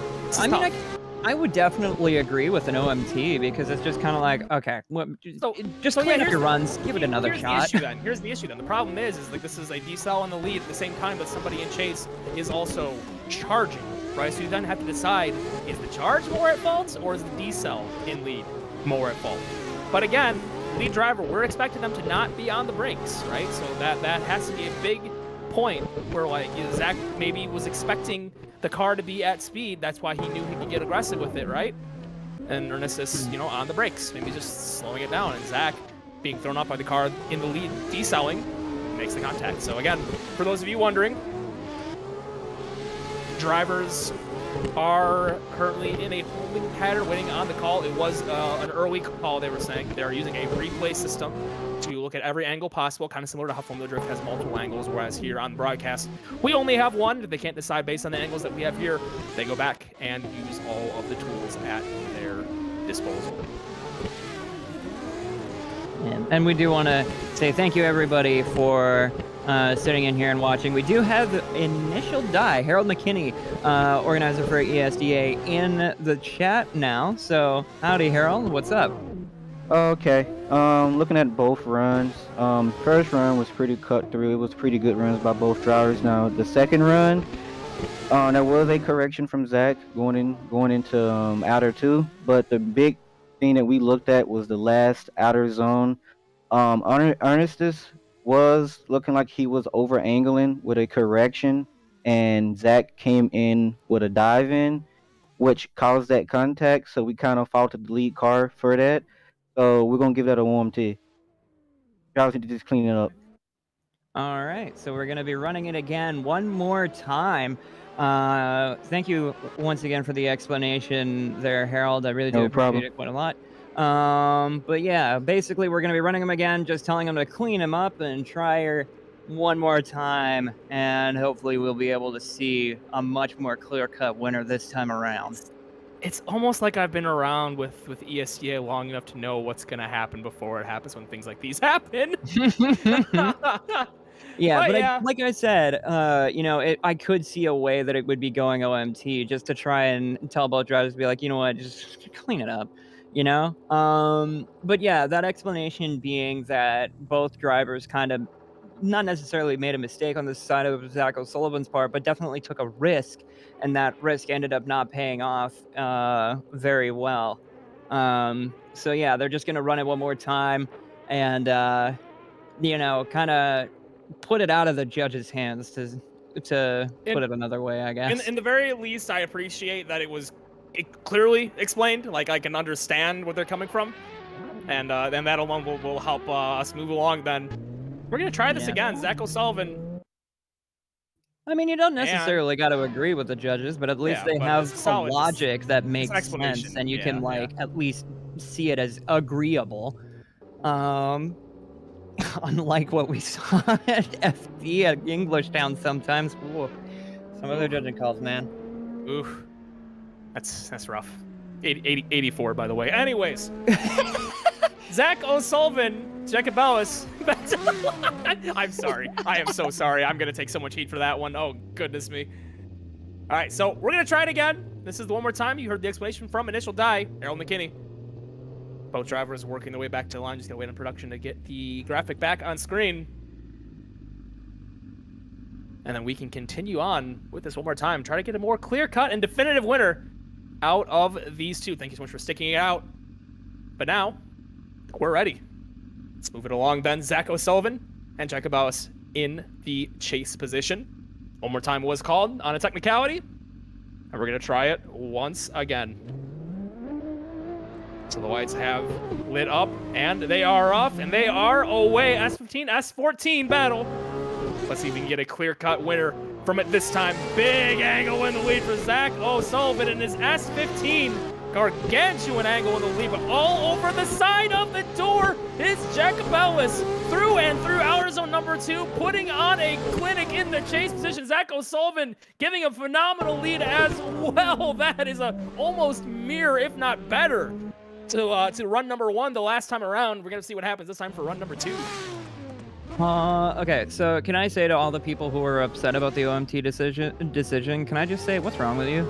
Look at this. You didn't want to do this again? You just got a more phenomenal battle than the last one. Yeah, exactly. Good Lord. Sheesh. No, okay, all right, who does banned? All right, we'll see it. I'm a one-man show for the rest of the night. It's over. I wish I had sound pads so I could play the Discord disconnect noise. Switch to the back around then. Let's see what Jacob Ellis can do this time in the lead. Let's see if O'Sullivan in chase has what it takes to match what happened. You know O'Sullivan, he does. We know Jacob Ellis, he has what it takes as well in the lead. Top tier battle here in Duabi number 2. Big angle in the lead. O'Sullivan getting a little aggressive and a little bit shallow on the ankle or the line to the outer zone, but he's going to make up for it nicely with outer zone number 2's proximity right to the door. Phenomenal lead as well for Jacobellis up in the lead. O'Sullivan transitioning very aggressively, falls back a little bit though, doesn't quite match what Jacobellis done that time in chase. This could be another close decision, but this time around, oh boy, I don't want to be wrong here, but I definitely saw a difference in the chases there. Yeah, that'll be definitely very interesting for the judges to call here. Very tight battle, but you can definitely tell Zach O'Sullivan slacking a little bit heading into outer zone 3. You can see it right here. He just lays way off here. I imagine probably just to make sure we don't get a repeat of the last round, but might have laid back just a little bit too much there. But on both runs in the lead, you can see Zach O'Sullivan in run 1 and Ernestus in run 2. They both on outer zone get to the exact same point, getting their rear tires right on the back line and filling it out fully. That was a good job from both drivers. All right, now we have a decision, and this time we mean it for real. Ernestus Jacobellis will get the win, and that is the upset, taking down your 2-time winner here on the Esports Drift Association season, and your only winner. And now I can say it, this, for real this time, guarantees we're going to have a new winner here at Englishtown. And got to give my hats off to both drivers this time. That was a phenomenally fought battle. Absolutely. That was incredibly fun to watch. A massive amount of talent from both these drivers with, Zach O'Sullivan having been the 5th qualifier, but also Ernestus Jacobellis qualifying 28th. Once again, proving that qualifying score heading into this match really doesn't matter all that much, considering how close the battles seem to be. It's just incredible through and through, and as you mentioned before, we're gonna have a brand new winner this season, somebody who hasn't won yet, because the winners of the previous 2 rounds haven't made it through. So this will definitely be an interesting event to watch all the way through to see who claims their first win this season in ESDA.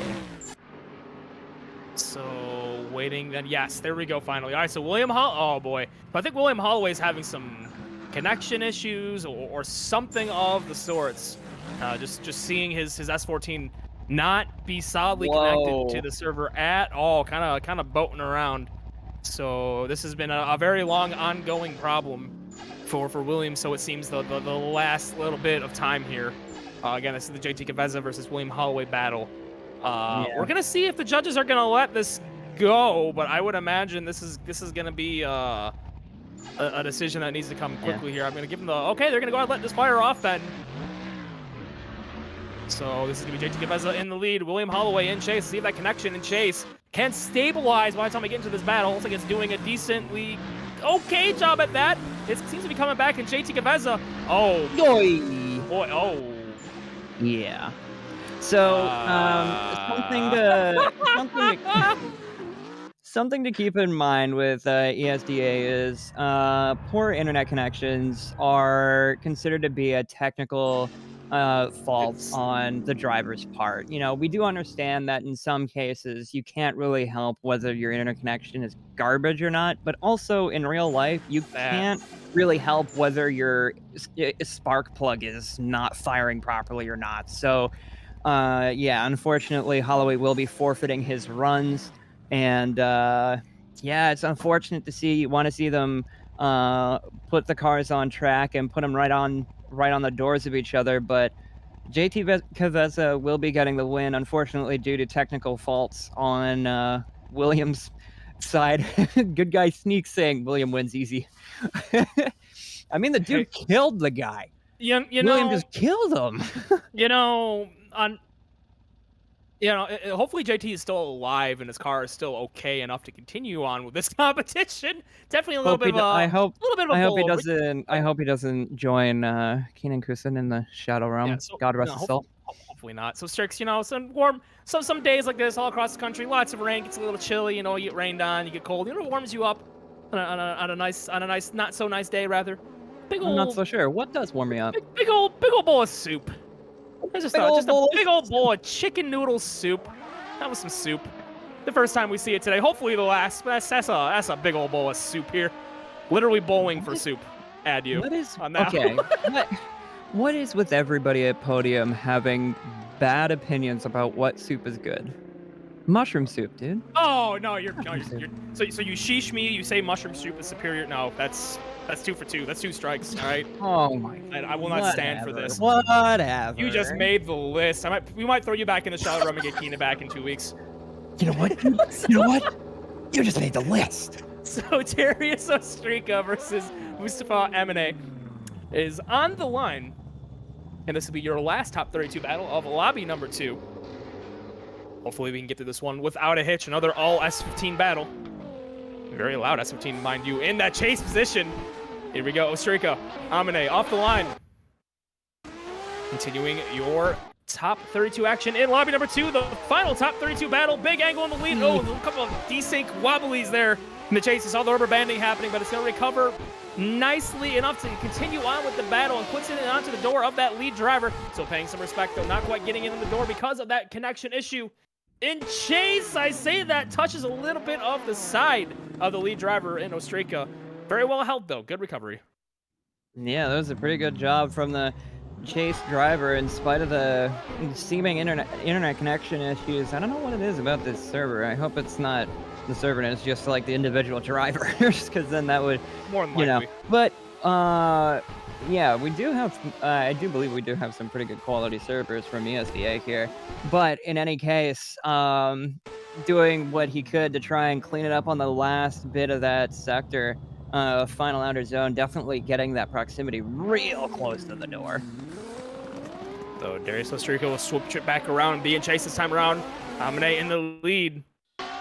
Second half of this top 32 battle, back into the first outer zone. Big angle in the lead. Doesn't quite fill all of outer zone number 1, but still lots of style up in the lead. Does a beautiful job filling all of outer zone 2, and all over the side is Darius in that chase position. S15 painting the line behind the lead driver and gets super aggressive. Very, very aggressive into the third outer zone in the chase. Not giving an inch. Does not want this to go into the judges' hands. Absolutely, we're going to be seeing a fantastic, we've been seeing a fantastic job from all these drivers, but this one might be a little bit more clear-cut than the last one was. You can see run 1, there's quite a lot of proximity between the two drivers, but run 2, with Darius Ostrika getting real close and maintaining that proximity all throughout, almost transitioning across the bumper of Mustafa Amine's S15. Yeah, that's S15. Yes. Yeah. I know. I'm car. I can read car. Hello, maybe. car. I am Ian. Yes. But yeah, this one would probably be a lot more clear cut. We just kind of wait for the judges to look at both runs, measure the mistakes up against each other, and truly calculate where the decisions lie. And the decision will lie in the favor of Darius Ostrika. He'll be moving on and into the top 16. He'll be facing against Jacobellis to decide which one of those two goes on into your grade 8. So then working our way back to the top half of this bracket, this is going to be Alukas versus Kaveza in your first top 16 battle of lobby number 2. This will be an interesting to watch too, because JT is really hasn't good really at battled yet. Yeah, he hasn't really battled yet. He is really good at what he does. He's a really good driver, and you kind of have to be if you're qualifying for an ESDA round. But and not being able to get that warm up through going through the first round, you gotta think, is he maybe going in here with a disadvantage?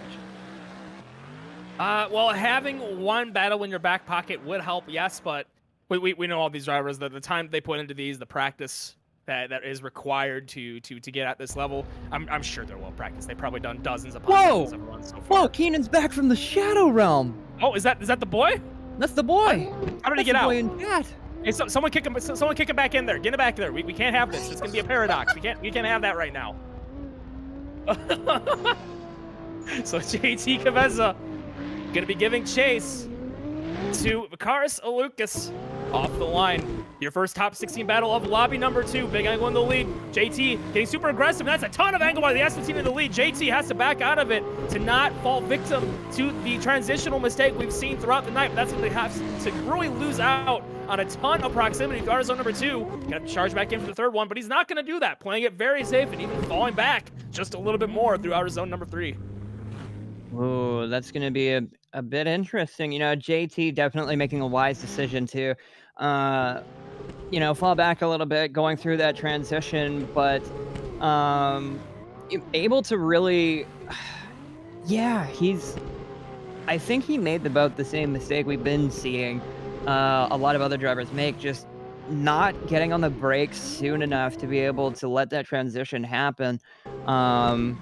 And it loses a little bit of proximity, but we'll swap around this time and see what the battle looks like here. Yeah, JT's leads are very angle-filled typically. That can be a difficult thing to chase. The driver in chase is not ready for it. Let's see what JT will do this time around. Big angle through turn number 1, but paying a lot of respect in chase is a Lucas. Then charges aggressively for outer zone 2, keeping the exact proximity throughout this battle, being very smart through and through, just keeping the car where it needs to be, not getting overly aggressive and doing what they need to do to advance through this battle. Oh, JT did some really disgusting things in the lead position with a ton of style and angle, but based on chase for chase, is that going to be enough to get him through to top 8? Ooh, I'm not too sure, because it seems in run 2, Vakaris Alukas was able to get a more consistent proximity, able to maintain a lot of proximity throughout the entirety of the run and keep it consistent, whereas JT Kaveza in his chase had to back off and then had to try and play catch up through the final outer zone. So that'll definitely be a very interesting, but apparently a very quick decision from the judges here. Yeah, that is going to be Vakaris Alukas. Moving on to your top 8. He is going to be facing the winner of this next battle. That is going to be Jacobellis versus Darius Ostrika. One of these two moving on to the final battle of lobby number 2. And this will be Darius leading first with Jacobellis in chase. This is going to be your 12th seeded versus 28th seeded driver and your final top 16 battle of lobby number 2.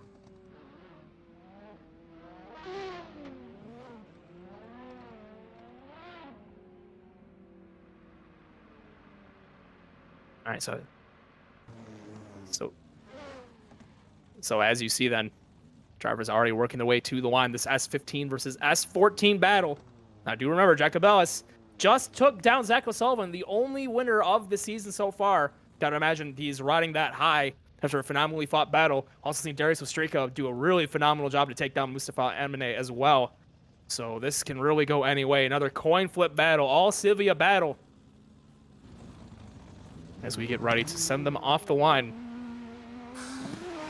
And here we go. Darius up front. Jacobellis in chase. Initiation.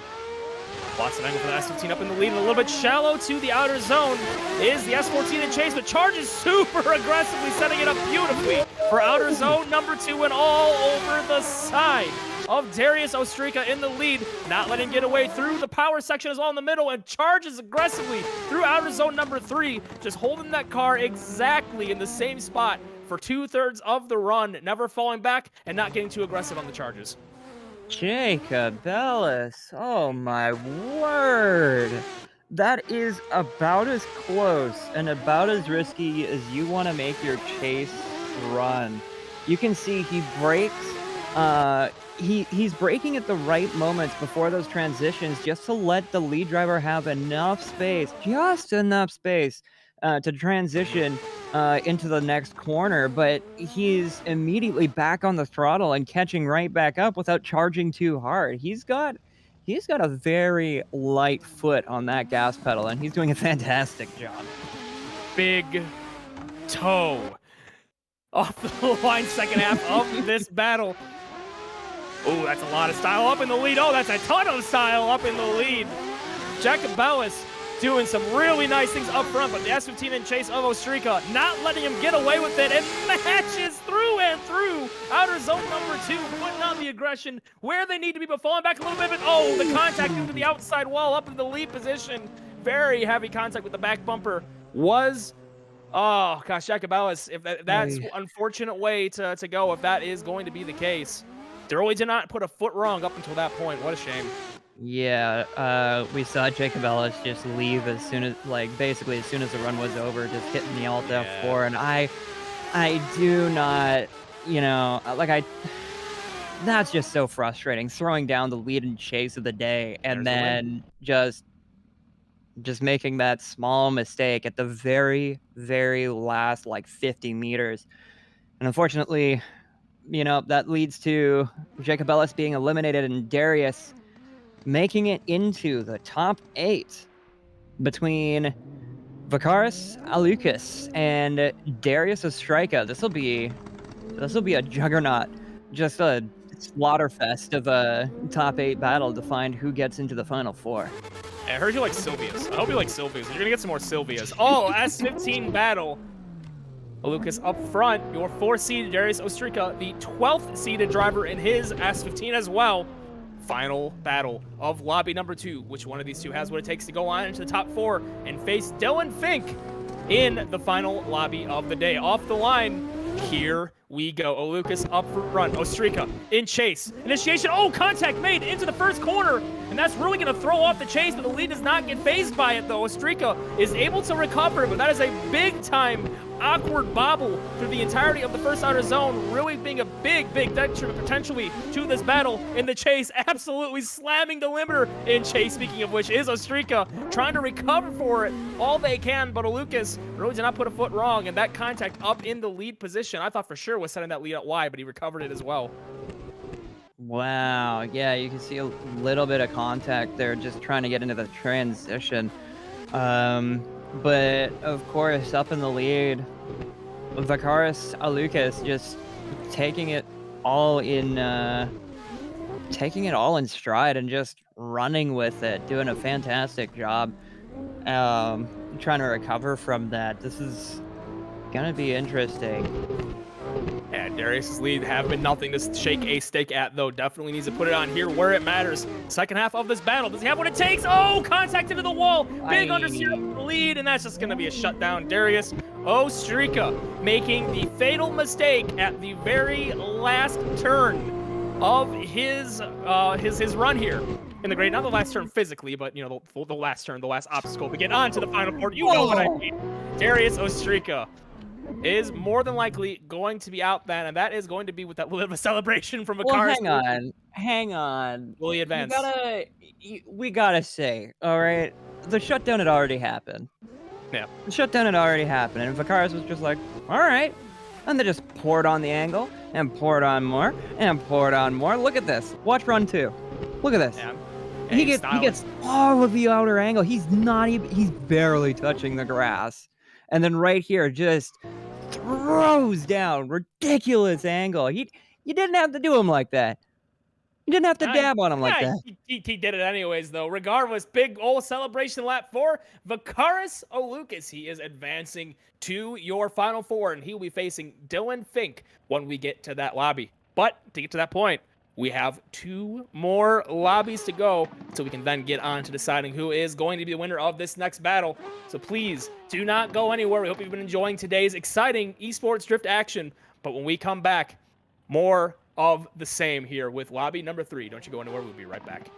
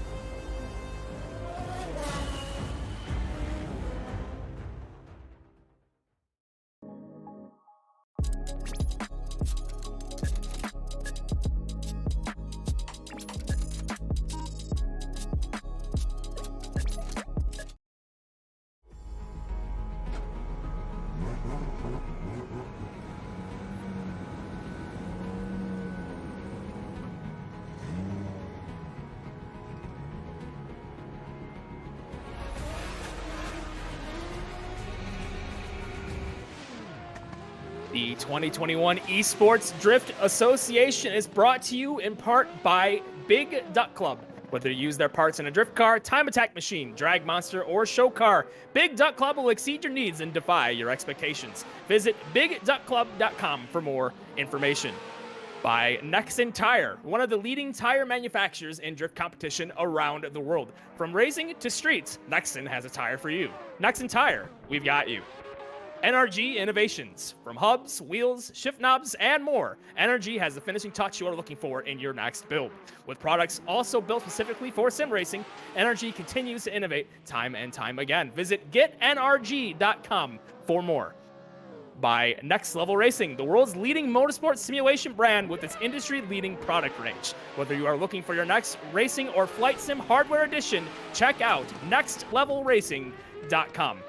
Also brought to you by Vosan, the leading source for competitive drift content across the Assetto Corsa platform. You want this track that you saw on today's program and more? Visit vosan.co. Also need to give a massive shout out to Jonathan Simpson, for everything that he did today to get this track up and running. And we can't thank you all enough in the audience for being here in chat watching this exciting esports drift competition here, round number 3 at Englishtown Strix. It's been a barn burner so far, and we're only halfway done. Yeah, we are only halfway done. We still have the right side of the bracket to do, and it has been one heck of a battle. We've been seeing a lot of drivers, putting it all on the line. We've seen a lot of big angle runs. We've seen a lot of very close runs, and we've seen a lot of contact as well. These drivers are really putting everything down to try and get that win, and it makes a lot of sense because there's nobody left on this bracket who's won before. So it's big points day for whoever happens to win, and even if you get to the top 4 or top 8, you got some big points ahead of you. Yeah, and I hope you like Sylvia's in the last battle, because guess what? We got more Sylvia's. All S14 battle between Alexander Sevryuk and David Lipiak. This is going to be your second seed versus 31st seed on the line. This all S14 battle getting ready to fire off the line in just a couple of short moments. Again, thank you so much for being here. This has been very, very enjoyable thus far, and I hope you are ready for even more action. Grab a drink, grab a snack, grab some friends. Let's enjoy some more exciting drift action here at Englishtown. Alexander fires it off back into corner number 1, mashing through and chase was David in the chase. Lipiak not giving an inch to Sevryuk up in the lead, falling back a little bit on the outer of zone number 2, but pushing back in nicely to close out the rest of outer zone number 2. Firing off into outer zone number 3, then Alexander getting a good chunk of that outer zone. Alexander pushing it in, then again. Really solid battle through and through. Alexander putting the car exactly where it needed to be. Yet another fantastic battle. This is, by the way, between the top 2 qualifier and the bottom 31 qualifier. So once again, we are shown just how close these competitors are when it comes to being able to drive these cars on this course. There is no skill gap here. There's virtually no skill gap here. Everyone is on the same page. What a fantastic run. Yeah, second half of this battle. We're going to switch in the back around. Alexander will be in chase. David will get their shot at the lead again. This all S14 battle. Back into 1. That's in a very aggressive chase initiation. Puts the car really aggressively in the door, but I must say, up in the lead, David is putting on so much angle and style, and Alexander is going to take the opportunity to pounce through outer zone number 2 and into the side of the leading S14. Doesn't fall back too far either, and in chase, it gets aggressive, and again, the outside wall of outer zone number 3 pulls the back bumper off yet another leading driver. It just seems so easy to run wide there. I think we just saw another one fall victim. Yeah, we've seen this twice before now, and this is now the third time that we've seen a driver just get a little bit too excited on the exit of the third outer zone. But in run 2, you can see in that second outer zone, filling it all. Chase and lead drivers fitting their cars exactly where they need to. But as you watch the lead car just not pulling enough angle, or maybe not getting enough speed out of the car, just pushing out to that outer wall, and these walls aren't kind to you. They're just gonna punt you right back onto the inside of the track. So it's really unfortunate to see. You want to see these drivers putting it into the judges' hands rather than just kind of throwing it at a wall like that. But these kinds of things do happen a lot, especially when you're on the ragged edge like these drivers are.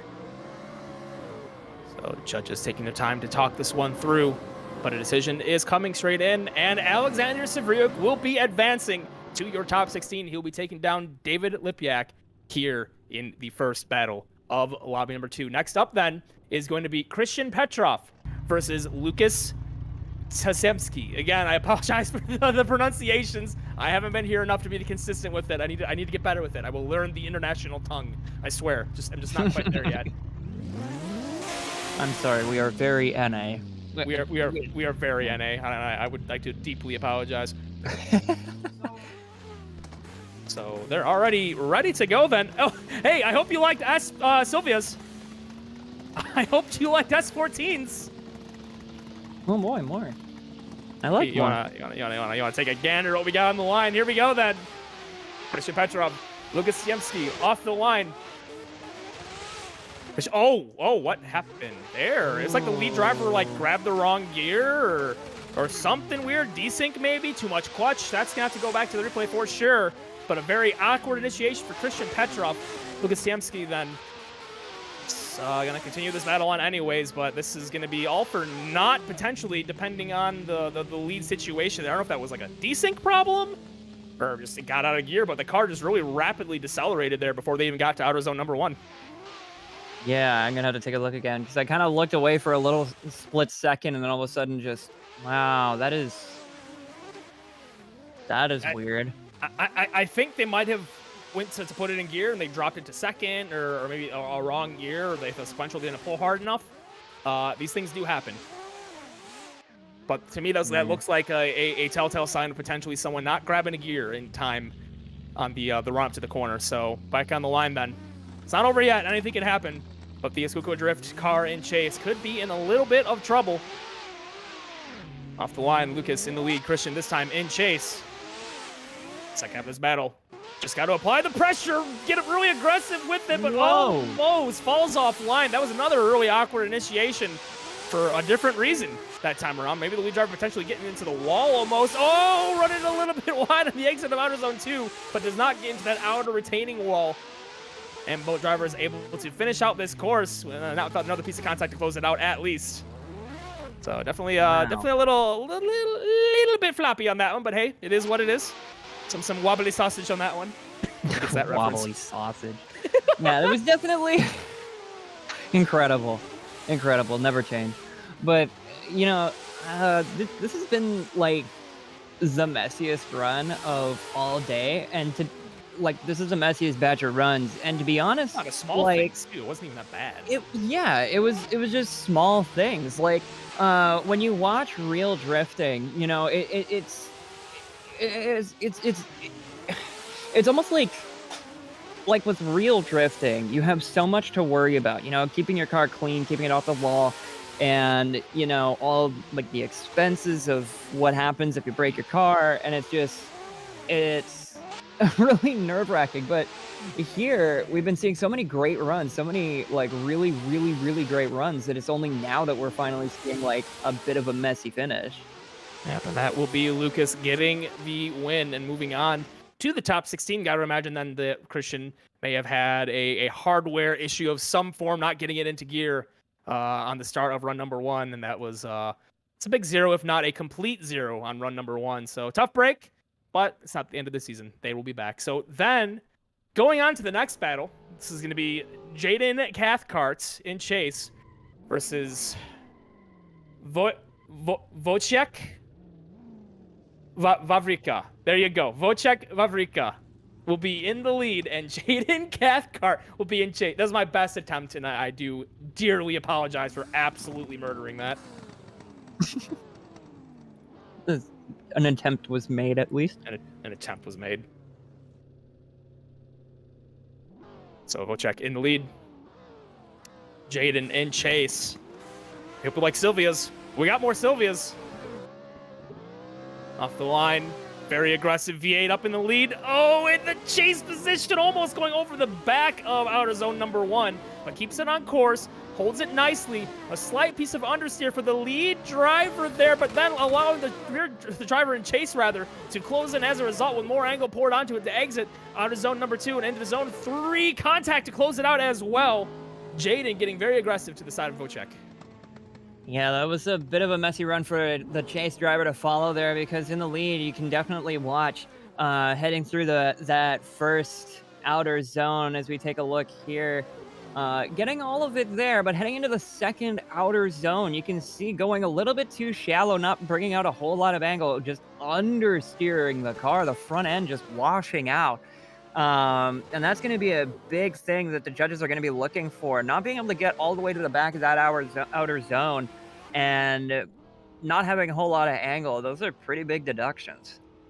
Yeah, that can be something that is potentially capitalized on then. For Jaden's lead, there is definitely a spot then on the course where Jaden's lead can have a bit more angle, a bit more style. Flashes the lights at the judge tower to say, hey, I'm ready. Let's go. Come on. Deduction. That's great. There we go then. Continuing this battle. Lots of angle in the lead, but oh, that may be a tire over the line. That could be a deduction up there in the lead, but this time out in outer zone number 2, you're going to see that angle being poured on by Jaden.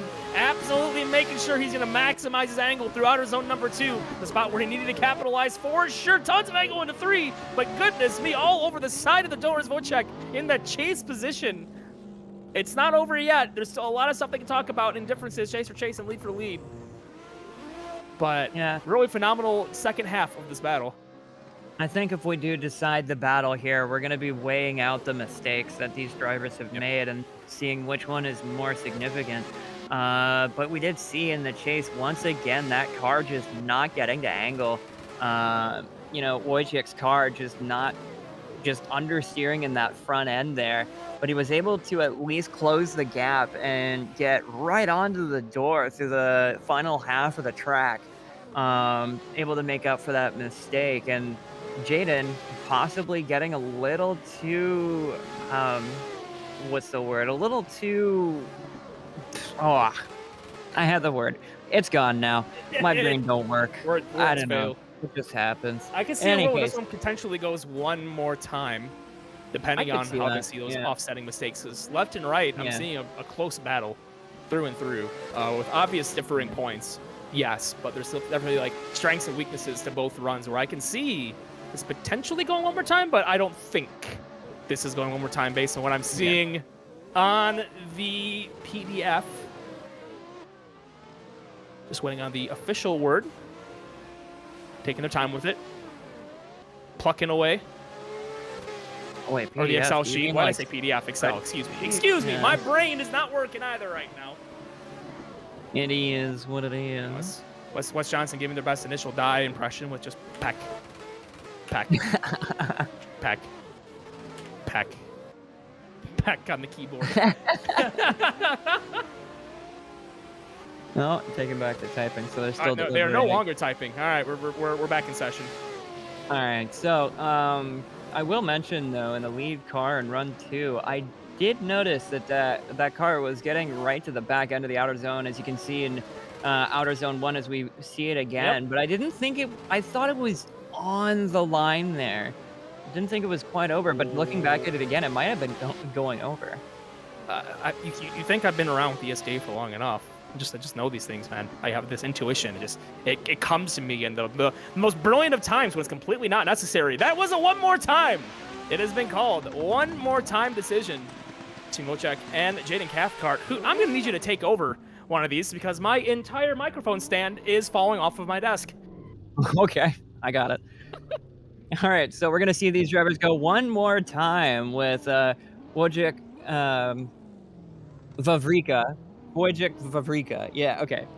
Wojciech in the S14. Jaden Cathcart in the S14. Purple versus black and gold. We'll have to see how we get this one done here. Oh, and see the lights go on and the lights go off and the cars are off the line. Jaden Cathcart not quite getting the launch that he might have wanted, but able to catch up before the initiation point. Wojciech in the lead, getting a lot of angle, getting all of that outer zone that he wanted, and Jaden is still right there anyways. matching that angle, matching that line. Gonna give a little bit of space to Wojciech in the lead and heading into the final outer zone and across the line. That was a fantastic job from both drivers there. Jaden Cathcart, no slouch in the chase, putting on the pressure. Drix, that's exactly what you want to see in a one more time battle. Corrections made on both sides in lead and chase. Seeing this time outer zone number 2. Wojciech doing a much better job putting that car at angle. You're seeing in chase, Jaden Cathcart being a little more consistent with the proximity as well as matching angle beautifully throughout the run. Almost a mirrored run. It's like a team's tandem session, if you will, between the two. This is barely even a drift competition at that point between them. Totally 100% agree with you. Beautiful. And we're going to be switching them up again. Jaden Cathcart in that purple S14 in the lead, getting a good launch, smoking the tires. But Wojciech not far behind. Heading into the first initiation. Once again, Wojciech not quite getting the angle. The front end just not coming around on that car. Jaden Cathcart getting a lot of angle, throwing down a lot of smoke through that outer zone, but Wojciech is not to be denied. Right behind him, heading into the final. No, it happened again! Contact! Jaden Not again! Cathcart. Just, you hate to see it. This is now the 5th time that we've seen a driver in the 3rd outer zone make contact with that outer wall. That wall is taking names. Not like this in chat. Ugh. F. Brutal. It's just, again, in a battle that is just so stinking close, up and down the table. I don't want to see battles ending like that.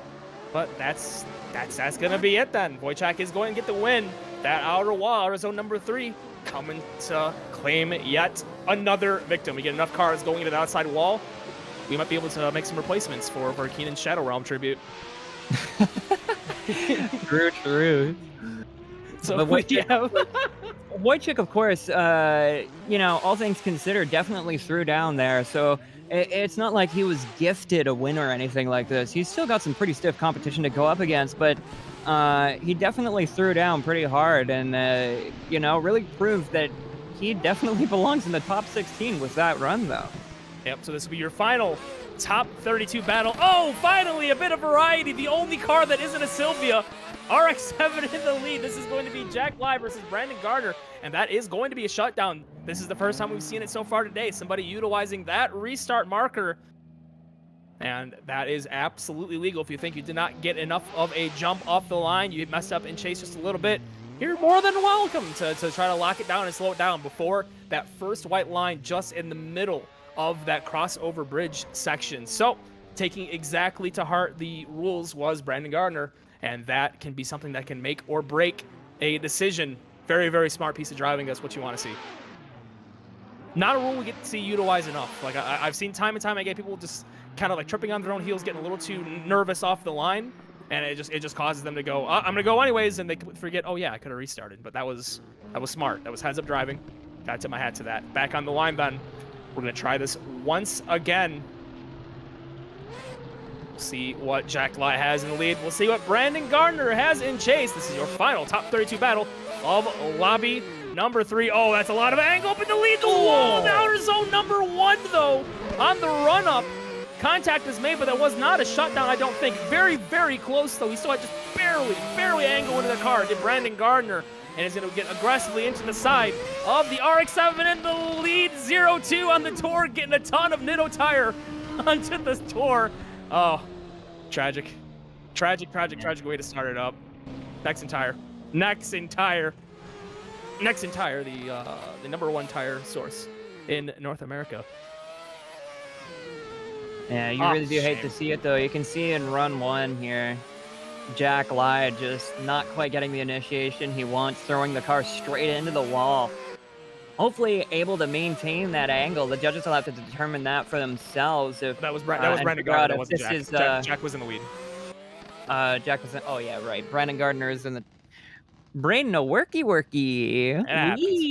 It happens. It's just like your lead commentator forgetting your tire sponsor. Braden, no worky. So, no, we are not ready. And by the way, thank you. And by the way, one big thank you to OneCleans14 who just followed our channel, and everybody else who's been following and subscribing as well. We really do appreciate your support.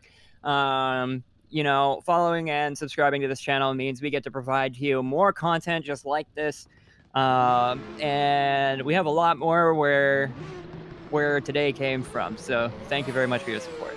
Yeah, for a second, the driver's side of the starting line was lava. They're going to continue on anyways, switching it back around. Braden Gardner in the lead. Jack Lai in the chase. Almost falls victim to the exact same thing on the outer wall. Flirting with disaster in chase. Very aggressively all over the top of the rev range in that 4-rotor, I believe. RX-7 in the chase, all over the back of the lead driver as well. And oh, that is so much aggression in chase, but does not run into the side of Brandon Gardner. Oh, it's just a razor's edge, the margins for Jack Lai on the initiation for the end of the run at outer zone number 3. And if that ended up paying off, that's going to pay off in droves. Jack, I'm knocking on your door here, all right? I just want to ask, are you okay, dude? Are you okay? Are you okay? The sheer level of cojones you have to get that close to a car that fast and not run into him. Do you need some help with those cojones, you dude? You good? Okay, you're good. Okay. Yeah, I think he's good, and he's definitely good now. Jack Lai takes down Brandon Gardner, who'll be going against gosh, goodness me, Wojciech in top 16. Oh, we're gonna get a little bit of a zoom in on this. I might add, beautifully painted RX-7. I appreciate a person of culture. You have the Ian Plash seal of approval on that RX-7, mind you. Doesn't have. Well, we need to talk about your taste, but we need to talk about your taste in anime, though. All right, because I mean, I get pop culture and I get 02 was the hot thing, but can we talk about this? Can we talk about this? We're gonna move on though. Spuke versus. I'm getting punished. This is my punishment. Yeah, producer Cisco saying, "Look at this" in a rather condescending tone, and now I'm working on something in the back, pressing some buttons around. Not sure what he's pressing though. What are you pressing over there? Oh, all of the buttons. All of the buttons. Hey, I gotta give credit though, because again, this was the only not Sylvia in this entire third lobby, and it will be going on. So we get some diversity in this lobby. Let's go. I'm about it. Here we go. Then continue on top 16. This is gonna be Alexander versus Lucas on the line and ready to go. Your first top 16 battle of lobby number 3. Very aggressively off the line and a big flick up in the lead position with a lot of angle to boot. Doesn't catch off guard in chase whatsoever. Throwing down big angle, big smoke, lots of tires smoking, thrown around the course. Starts going on in the background here. Tons of angle lead. The wall is gonna bite again. It happens again. How many times, Strix? How many times is this gonna keep happening? This is the 6th time now. The Keenan coming back stonks are really starting to get real now. Man, yeah, it seems like, that's the process of alchemy. You trade one, you get another. And since Keenan is actually alive, as we have confirmed in chat earlier, it turns out that the equal exchange, the rule of equal exchange, is just taking everybody's back bumper. Everybody's back bumper. Barely. You don't get a back bumper, and you don't get a back bumper. Okay, Oprah. Second half of this battle is ready. Gonna switch them back around. We go with Lucas up lead. Alexander giving chase this time around. Oh, that's a very, very aggressive chase initiation, and it's going to pay off. That's a lot of angle in the lead, and somehow does not clip the back bumper of the lead driver. Lucas putting on a show. Alexander in chase, putting it into the door all over the side of that lead driver and getting ever so aggressive in the chase position, trying to make up for the mistake in the lead. Is that going to be enough to offset that big mistake that ended their run, though? That is the million-dollar question. So, did anybody check for magnets in the doors? Did anybody check for magnets? Because that guy was magnetized. Yeah. Straight on the door. Well, it's not going to be enough, though, because of that mistake at the end of run number 1. Lucas is going to be getting the win, and he will be advancing into your top 8 replays on screen for you once again. But, yeah, the mistake not enough to overcome that outer wall takes yet another victim. But you gotta commend Lucas because, you know, when you're down by that much of a deficit, he understood that he had to Oh, no, put Lucas it is the one that all on won. the line to It try was and make up Alexander. that deficit, and he made a pretty good argument for himself, about the best argument you could probably make, because that was the best chase run I think we've seen so far. You mean Alexander's chase, not Lucas. Lucas is the one who advanced. Right, yeah, that's Brain what I go meant, burr. yes. Brain go burr. It happens to the best of Yeah. us. So this is going to be Wojciech versus Jack Lai.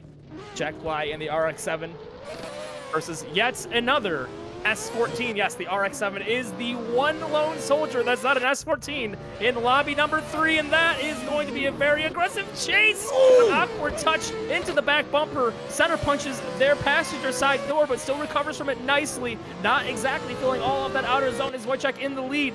Definitely getting some spots where the other way around can be capitalized on, but still a solid finish for both drivers. Wojciech, though, a little bit uncharacteristic in outer zone number 2. Yeah, that's really unfortunate to see, just getting into that weird, just charging a little bit too Shallow. close, and yeah, going too shallow and gripping up a little bit too much in the rear end, and then pretty much almost surging into the back bumper of Wojciech. Just that's been catching out a lot of drivers though, and I'm really not surprised. You know, that first outer zone is really difficult to get right, especially if you're trying to charge in, and you don't have a whole lot of time to charge in before you got to be on the brakes for the transition. Oh, still wasn't a complete shutdown, though, so there's still a point to be made. This is not over yet, and the RX-7 is making it known. They're not here to mess around with tons of angle up in the lead and absolutely making such work of the limiter on that RX-7 up in the lead, but not going out of the picture at all. Is Wojciech can chase the outer wall. Almost claims another one, Strix. So close. That could still be a little bit of a deduction, though. There was a loss of angle on that wall hit, though. Typically, wall hits are okay, but if there is a loss of angle due to that hit, that's where the big deduction comes about. We definitely saw a big loss of angle for Jack Lai due to that wall hit at the end of the run. Yeah, the ESDA has the best of the best drivers that you can find anywhere in Assetto Corsa, and we're constantly seeing the very same mistakes being played out here, not for lack of trying, not for lack of skill, but because Englishtown is a deceptively difficult course, especially when you're coming into that that final zone. It's almost like a decreasing radius corner a little bit, because what I've noticed looking at the track from above and whatnot, what I've noticed is it almost like seems to sharpen up just a little bit and then open up a little bit. It's not exactly a perfect circle. So it seems to be catching a lot of these drivers out.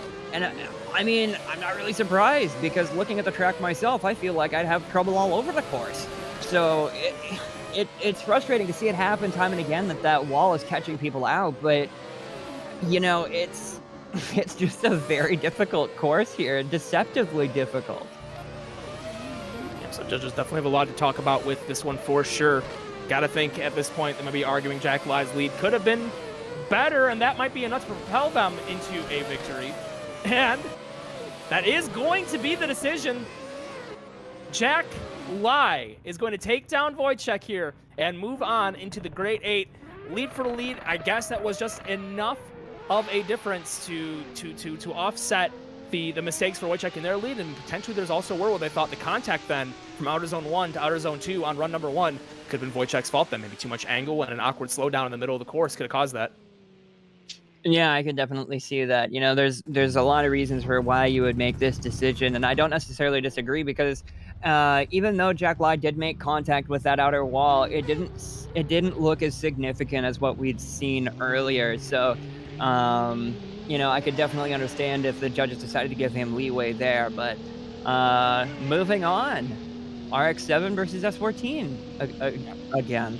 This is going to be Lucas versus Jack. One of these two drivers will be advancing into the Final Four. This is your last battle of lobby number 3. Will the S14 take it? Will the RX-7 take it? We are about to find out. Jack Y throwing into one again with a ton of angle, as he's been doing all day long. A little bit of understeer, starting in outer zone 2, touches the wall, but it's not a complete shutdown, but absolutely flirting with disaster once again. In the lead is Jack Y. Lucas, though, in chase, has been in lockstep throughout the entirety of this battle, putting the car where it needs to be all run long. That is how you want to open up your case here for the last battle of lobby 3. Man, Jack is just throwing down today and just finding all the limits of the track. You can definitely see him heading through outer zone 1, not quite getting where he wanted. And then into outer zone 2, you could almost argue just a little bit of contact there. Trying to explore the boundaries of this track, trying to get away with as much as possible. Be interesting to see how the judges view that one, but if you were to ask me, I think Jack might be at a bit of a disadvantage here. Hey, it's so simple to say, you know, they're not making mistakes, they're just limit testing. That's all it is. Jack Y going for it. Lucas, though, up in the lead, has been a very solid driver as well. We've been seeing a lot of angle and style all day long. Got him. Oh, that's aggressive in the chase. Makes contact, but it's not enough to shut down the lead driver. Makes contact again on that transition. Jack Y is not here to play. Wants every piece of the door that they can get, where they can get it. But Lucas, being unfazed by it, running away, throwing on the angle, needs to put it down, and he will do just that. Jack Y, though, is that just going to be enough small mistakes in lead and chase to really off-put this battle? Is it going to go the way of Lucas, or did Jack Y do enough to then potentially put it back in their favor? This is another close call here. Yeah, this will definitely be an interesting call, and I think it will come down to the mistakes that judges determine one over the other kind of thing, because you can see in run 2, in the lead, Lucas seemed to overstep the boundary and drop a tire possibly on outer zone 1. As you can see, run 2, heading through outer zone 1, getting the outer zone cleanly. Heading into outer zone 2, you can see going in a little bit shallow, trying to make up for it. And you can see right there, possibly a tire drop. So this is going to be a very close one indeed for the judges to call. There's going to be a battle that is determined by mistakes, I would like to say. And really, Lucas did the conservative route on this one, but honestly, if that is the case, that it paid off, because Lucas really didn't put a tire wrong throughout the entirety of this battle. You know, being very smart with their lead and chase, being consistent throughout as well, and that is exactly what it's going to have to. This is what it's going to take to really advance on. With the judges coming with a decision. All right, we're going to need a full screen of run number 2 that is being requested by the judges. We can take a look at maybe if that was a tire drop, and this tire drop could or could not be deciding the battle here. Also probably looking at that awkward transition in between 1 and 2. Trying to see maybe just an over-aggressive charge, or if that was maybe an overslow by the lead. We've seen it happen before, where it was even the lead's fault, so just gonna have to see what the judges have to make of this. Yeah, it'll be definitely very interesting. Pay attention to Jack Y's car as we head into this transition right here. Yeah, it just seems like a bit of a hesitation and heading in very shallow into the outer zone, but then watch Lucas's car in the lead, a little over the line, possibly a, possibly a tire drop. So they might be mistakes that are actually ending up canceling themselves out. So the judges may also be looking at whether Lucas was slowing down through that transition or not to create the weird kind of awkward transition that Jack had to make. But we're going again then. One more time has been called. Lucas versus Jack. Hope you liked it the first time out, because we're getting it once again. Yeah, the judges probably determined that the tire drop pretty much canceled out the awkward transition that Jack had made, and running him again. So as a reminder, Lucas will be giving chase first time out. Jack Y will be giving lead again. RX-7 versus S14 battle. Gonna get a winner out of the first time, so we're going again. Drivers are ready. Can we get a winner this time around? The last battle of lobby number 3. Jack Y up in the lead. Big flick once again. Oh, dipping the tire potentially over that yellow line, though. In the lead position could be yet another deduction. Absolutely flirting with the limits of this race course all day long. Here we are once again, though. Lucas in the door, matching the tire tracks, transitioning across the bumper and paying some respect to the distance. Not charging until right here at the very end, matching the tire tracks and pushing into a little bit of contact as they close out the course. Yeah, we've been seeing Jack trying to push the boundaries of this course here, and we saw just how close he got in the outer zone 3, just how close he got to that wall. But pay attention to here on outer zone 2, just painting the outside line here, and then heading into outer zone 3. Watch how close to the wall he gets, how much of that outer zone he's painting, doing a fantastic job and throwing a lot of angle. But of course, Lucas, no slouch here, doing a fantastic job chasing that lead. After the RX-7 Gerbil in the lead line, or on the line is quite off-putting. Oh, that's a really awkward initiation, though, but somehow gets away with it, does Jack. Lucas up in the lead, though, throwing on the angle, lots of smoke again, starting to pull away even through outer zone number 2. Lucas trying to seal the deal right here, right now as they exit outer zone number 2 and gets down to the inner clip beautifully. Lots of angle to the final corner, though. Oh, I thought for sure that left rear tire was going over the grass and he was going into the wall there. Speaking of flirting with disaster, Lucas might have been on trajectory for disaster, but recovers it so nicely as they both are able to finish out the run this time without too many bad mistakes. So this time, definitely going to be more of a heads-up decision with the judges. Yeah, you can see in run 2, Lucas in the lead, not quite getting a whole lot of angle through the first corner. It seems like he's running a fairly a weird setup where just like the front end doesn't have to throw in all that much angle, and Jack Lai having to adjust for that. You can see the chase driver almost throwing in more angles than the lead driver. You don't see that very often, but doing a good job to try and follow that lead. And with that, Lucas is going to be getting the win. Lucas Czemski, excuse me, will be moving on into the final lobby, and that is going to be it for lobby number 3. There is how it all played out for you on screen with your bracket, but we are not done yet. We have one more 8 battle to determine who is going to fill up that last slot in your final lobby of the day. So you will not want to go anywhere. We come right back. That final lobby before we get into the final 4. See you in a minute.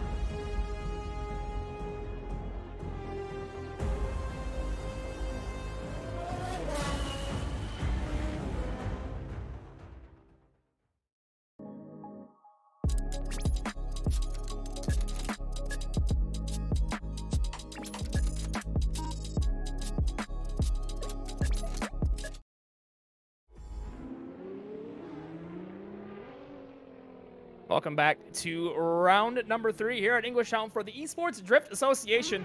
Before we continue, I just saw something in practice and I think you got to capitalize on this. We just had some major contact in the crossover with the figure 8 style configuration. Literally, the lead for lead and chase for chase just took each other out in the cross section in practice.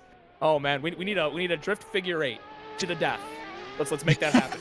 I'd be down. But regardless, thank you so much for being here. It's been a pleasure bringing you this exciting drifting action. And again, this is the final lobby until we can then determine which one of these 8 drivers are moving into the final lobby number 5, which is going to be then determining who finishes 3rd and who finishes 1st. And yes, we must bring it to your attention that Keenan Kusin has been thrown into the... Wait, no, he's in chat right now. What? Oh, there's been a paradox! Oh, gosh. Oh, this is certainly going to open some rifts. It's over. He's supposed to be in the void right now, but he's back among us. He is speaking with us here on Earth. Please gather all your things right now. Covet all the things you love. Like wormholes could be opening at any minute. No, in all seriousness, we miss you, Keenan. Hope you're having a fantastic weekend, and we can't wait to have you back here on the Esports Drift Association broadcast for round number 4 when that time comes. Thinking of when that time comes, Peter versus Alexander on the line. As you see, the first battle on the right side of your screen there. It's going to be number 3 versus number 30. Hope you like Sylvia's. There's still more Sylvia's. At least it's no. It's 180. I'll give it a little bit of a different card, but still through and through. Like, come on now. Oh, wait a minute. We're not ready. There is a light fixture that is currently missing at the end of the grid. Apparently, our tree has tipped over and is having difficulty coming to line. There you go. Let's go. Look at him go. Look at him go. I always wondered how they did that. Is it going to flip? Incredible. Oh, he spun it though. Again, that wheelbase, incredibly short. That thing is so hard to drive. All right, here we go. Now, okay, to get it in position though. I think we're ready. We are indeed ready. There we go. All right, a little bit of a headlight flash of appreciation and respect given from Alexander in the chase position. Now we are ready this S14 versus S13 battle. Your first of lobby number 4 initiation. Peter throwing a ton of angle, really shallow to the inside of the course is Alexander, though not matching the tire tracks and falling offline just a little bit, but makes up for it nicely in the second outer zone, making a little bit of contact even now, getting very aggressive through the crossover section. That's going to cause a supreme loss of proximity into outer zone number 3. Supreme loss of proximity. Ian, what are you doing? I'm just gonna let that. We're gonna let the wind sizzle for a bit. Yeah, let it air out for a bit. A supreme loss of proximity. But heading into the first outer zone there, we see just a lot of angle, just over angling in the chase there. Able to gather it back up very quickly though and get right back on the door. A good job from Alexander to be able to, good job from Alexander to be able to recover from that so quickly. But, you know, these cars are on the ragged edge of a grip. It's not surprising that we're seeing these kinds of things happen. Hey, someone want to buy me some Supreme tacos or something when this is all done? Now it's all in my mind right now. I can't stop thinking about it. Back into one then. Big angle up in the lead. Alexander throwing down big, filling all the zones beautifully as well, but all over the side of the door is Peter in chase. Not quite matching the angle though, definitely sacrificing angle to keep it close and pushing right into the door. Oh, straightens out a little bit between outer zone 2 and 3. For sure, I thought there was going to be some heavy contact into the outer zone, but it was held beautifully on a razor's edge. The margins were non-existent there in chase. Flirting with disaster was Peter. That could have been a whole lot worse than what that was, but yeah, we got to talk about that for sure. The little bit of a straightening done in chase. I think they were still at angle or still drifting rather. The rear tires were still spinning, but it definitely was like a straight shot into outer zone 3. I thought for sure there was contact coming. Yeah, you can see in run 2 on the right side of your screen as we take another look. It seems like they were just transitioning way too early, almost a bit of a straighten there. But you also have to keep in mind in run 1, Alex having that over angle. So it's almost like those 2 mistakes would pretty much cancel out. You kind of have to look at other parts of the runs in order to figure out who might have won this. And we also saw in run 2, Alex in the lead, not quite getting enough of that first outer zone. And of course the judges asking for a zoom in on run 2. So that's what we're seeing here. Probably focusing in on that awkward transition from the chase. Yeah. As we can see, determine if that's a shutdown or not. Yeah. yeah, heading out of zone 2. Pay attention to that chase driver right there. Yeah, that's ooh, that does look like it might have been a shutdown. Decision is in. That was probably deemed a shutdown. Alexander Jaggard is going to be getting the win. He takes down Peter, as I believe we have a decision explanation from Wes here.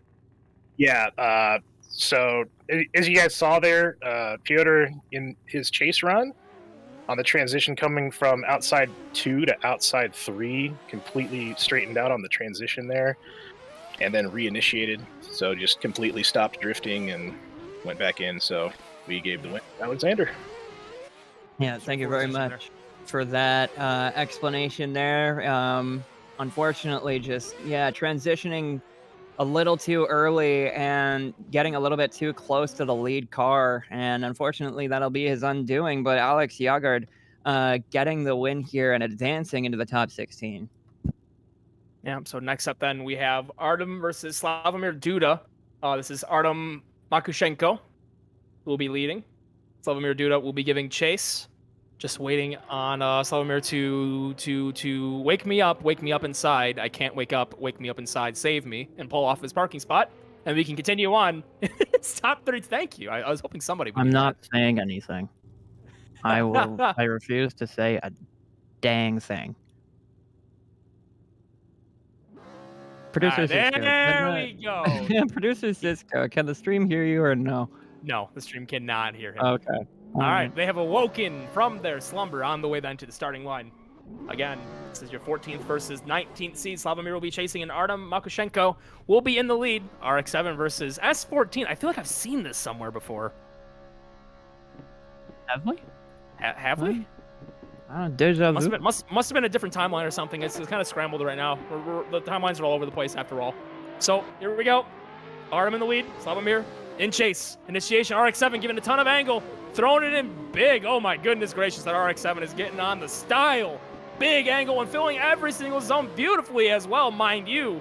All over the side of the door in chase, though, is that S14 you cannot play down at all what Slavomir is doing. And all over the side again, beautifully held in chase. Running absolutely all over the side of things. I'm not trying to make very cliche things like tit for tat, but that's very much why I can explain that one. Yeah, as we watch into the replay, heading into the first outer zone, almost making contact before the initiation zone, but able to hit the brakes just before. Heading into outer zone 2, doing a fantastic job there. Filling the outer zone is the lead driver of Artem, and Slavomir Duda in the back car, the rear car, just able to match the angle almost perfectly, it's just like a perfect ballet dance. Fantastic job from both drivers there. What you want to see, it's definitely a S-tier run number 1. It's what you want to bank going into the second half. But now, in chase, pressure's on you to fill it in as well. You got to be all over the side of the door. That's a good way to start it off. Transitioning right across the bumper as well. Big angle in the lead. A little bit shallow, though, to the zone in chase. Definitely, but still getting into the door, pushing into the side even. All over the side of Slavomir is Artem. Falling back a little bit, though, into outer zone number 3, but definitely a little bit closer in proximity throughout. But a couple of inconsistencies I would like to say there, Strix, where it just didn't quite seem to be matching the tire tracks, running in a little inside on the line to maintain proximity. Potentially, those could be things you could offset. Yeah, we could be looking at the judges trying to determine, which mistakes are bigger than the others, and inconsistency in proximity, especially is what we saw right there through outer zone number 2 in run 2. That could play a pretty important factor to these judges. But as you look into run 1 as well, as good a job as Duda did in the back, you still see a little bit shallow into outer zone, not as much as Artem may have been in run 2. But this will be definitely a very interesting call from the judges. And it's going to be a decision of offsetting mistakes. Got to believe that's what it's going to be, especially trying to criticize, I would say, run number 2 Maybe trying to see if there is a world where they could then say the mistakes made there will be more so detrimental there versus the mistakes in run number 1, if there really were any. Definitely some instances where you see in Chase, you see Artem maybe running, not Artem, Slavomir running a little bit to the inside of the course, like not completely filling out the zone to maintain the proximity. But for the most part, it was very much within the zip code, within the correct place your car would need to be in the chase position. But definitely taking their time on this decision does tend to lead me into believing we could be seeing a one more time coming here. I think that might be a good call to be made. It's not like this isn't a final, right? So we don't need to make a decision based on a 5% difference. So they probably want to see a little bit more here, more consistency. But decision coming in, let's see where it's going to be going. And there is actually going to be a decision. Slavomir Duda is going to take down Artem Makashenko, and he will be moving on to face Alexander Jaggard in the top 16. Yeah, that makes a lot of sense to me. Just the sheer amount that Artem Makashenko was inside on Outer Zone 2 was just extreme in comparison to the chase run of Slavomir Duda in run 1. So it's really unfortunate, but it is what it is. And, you do have to sacrifice that inside line, like going inside and sacrificing your line in order to be able to catch up. But it just seems like it was a little too much playing catch up from Artem. Yep. So again, that's Slavomir moving on, advancing into the next round of competition. And yeah, chase for chase had to be the difference there. Just the mistakes were not enough to overcome. So therefore, we have another battle on the line. This is going to be Steven Hatcher, your 6th-seeded driver, versus Daryl Diaz. Now remember, Daryl Diaz is coming off of a win with the U.S. Drift Series on the neighboring course, just a little down the road here at the Englishtown Drift Complex. They were able to take down in a street-style battle. The win absolutely ran the table. But we're actually getting word right now that Steven Hatcher, your 6th-seeded driver, has called his 5-minute timeout. His handbrake broke in practice. Ooh. I hope that's not just like a big issue. Hopefully that's like nothing that you need like a rubber band to fix or anything, because if that's the case, that's rough. Yeah, he might, if it does get to it, might have to use a button on the wheel. Yep. But that is an advantage that we do have here in sim drifting compared to drifting IRL. Because, if you do have a handbrake snap on you or something like that, you can always just bind it to a button. Albeit if the button moves on the wheel. Yeah, if the button moves on the wheel, though, it can be quite difficult, though, to reach. So if you have a wheel... Yeah, but you do have those options. So, with that, then, we're moving on to the other battle that is remaining in top 32. This is going to be Warren Greiner versus Nico Stelia. Both drivers warming them up. And would you believe it, another all-Sylvia battle. So on the line then again, while that 5-minute timeout is called for Steven Hatcher, we'll get a confirmation if they made the timer or not, and they're back and ready to go. Regardless, here we go. Off the line, Warren Greiner in the lead, Nico Stelia in chase. 11th versus 22nd seed. Back into the... Oh, that's a heavy charge right into the door.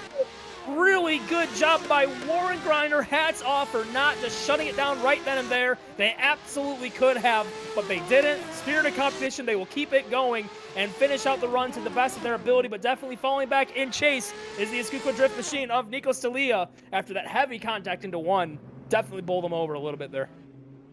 I definitely got to say, watching that run back, watching the lead driver as we get into the replay, pay attention right around here, seeing that contact, seeing how much angle Warren is given through that, and he just handles it beautifully. But pay attention here as well. Warren, without a rear bumper on his S13, is going to head into outer zone 3. Watch how close he gets to the wall. Just barely.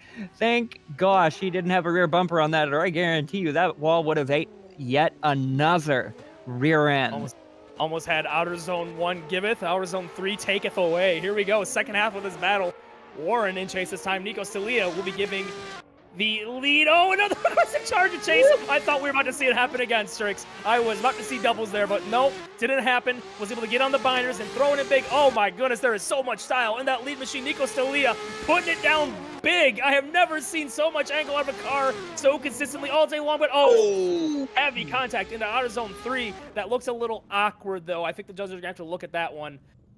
That was really, really checked up big by the lead driver. That could have been an over decel there. Gonna have to go back to the replay for sure to determine what exactly just happened there.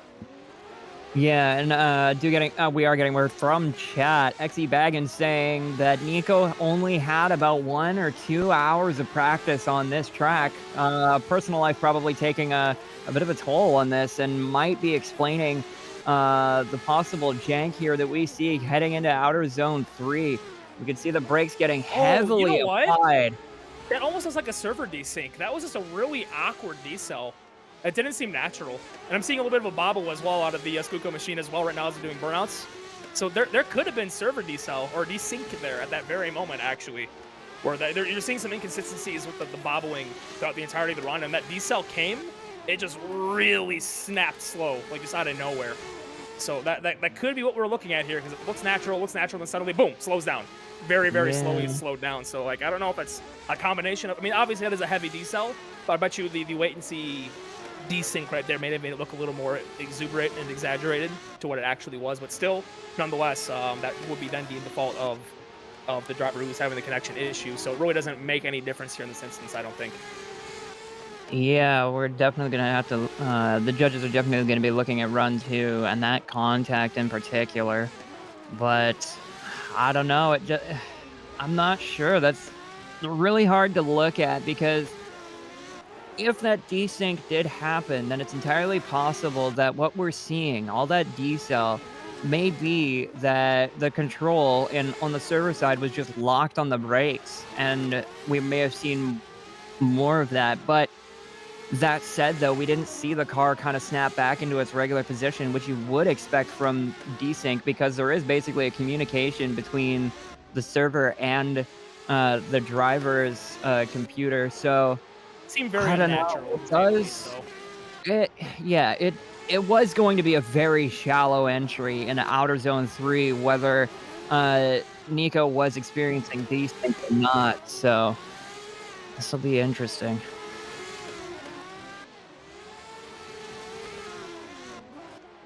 So Ireland and Spain, actually, these two drivers are getting word.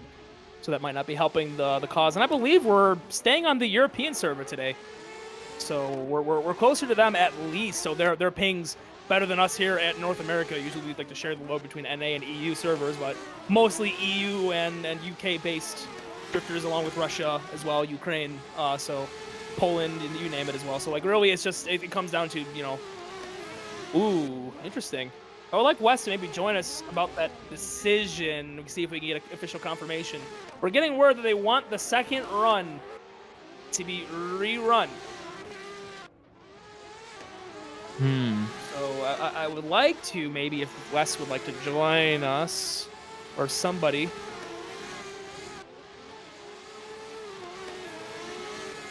Yeah. I'm gonna look at getting somebody, one of the judges in here, but it does look like we are getting the explanation through text, at least, that it was desync, but we're gonna get a bit of a, hopefully a bit of a, you know, a verbal explanation here as Wes joins us here. So we do know that the decision is because of desync, but perhaps you could explain why we're doing the rerunning it again.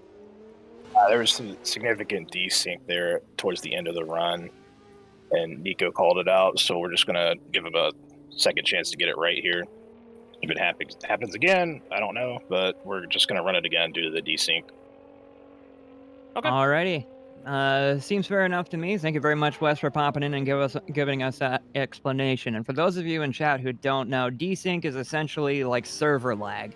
You know, because we are connected through the internet, it's entirely possible that we do have problems with internet speeds not coinciding very well and can get contact when there shouldn't be any. All right, so we'll try it again anyways, though. We're going to rerun the second run. We're going to try this once again. Oh, Nico filling a lot of that outer zone, though. Really beautiful job capitalizing on the second run with a lot of angle again. The style is there for sure, but all over the side is Warren Griner absolutely making his presence felt in that chase position, doing his best to not let it come down to judging decision and falling back just a little bit. Now remember, this is the rerun second run. To get the full picture of this battle, we're going to have to re-show the first battle as well, but definitely a lot more favorable to Nico Stalia this time around on the second run versus obviously what happened in the first one. Yeah, and we do see some confusion in chat. For what it's worth, desync is a holdover of vocabulary from Forza when ESDA used to be held on Forza Motorsport 7. When we say desync, we tend to mean server lag or something similar to that. And the judges have determined that it definitely was desync. Nico called, we heard that Wes said that Nico called it out, that they were getting some weird desync. So it seems as though both drivers also agreed to run the second run again. So there was braking.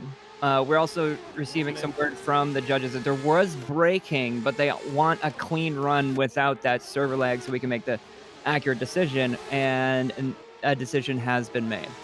Yep, so now that we got the clean second run, we can still let it decide. Remember, though, there was that mistake for Nico in run number 1. Run number 2 was good, but it's not going to be enough. That is going to be Warren Griner moving on. Warren Griner gets the win, moving on to your top 16. Now waiting on word with what is going on with Steven Hatcher, your 6th-seated driver who did call 5 earlier for the broken handbrake. Trying to see what's up with Steven. And I'm seeing Steven now driving towards the line, so maybe getting the issues resolved in his chassis, or maybe having to go up to like a backup or something. And remember, Daryl Diaz absolutely ran the table and then some in the street style competition with US Drift just a little while ago and won that one cleanly. So definitely on a hot streak right now. And he will be going up against Steven Hatcher here to get our last top 32 battle ready and underway.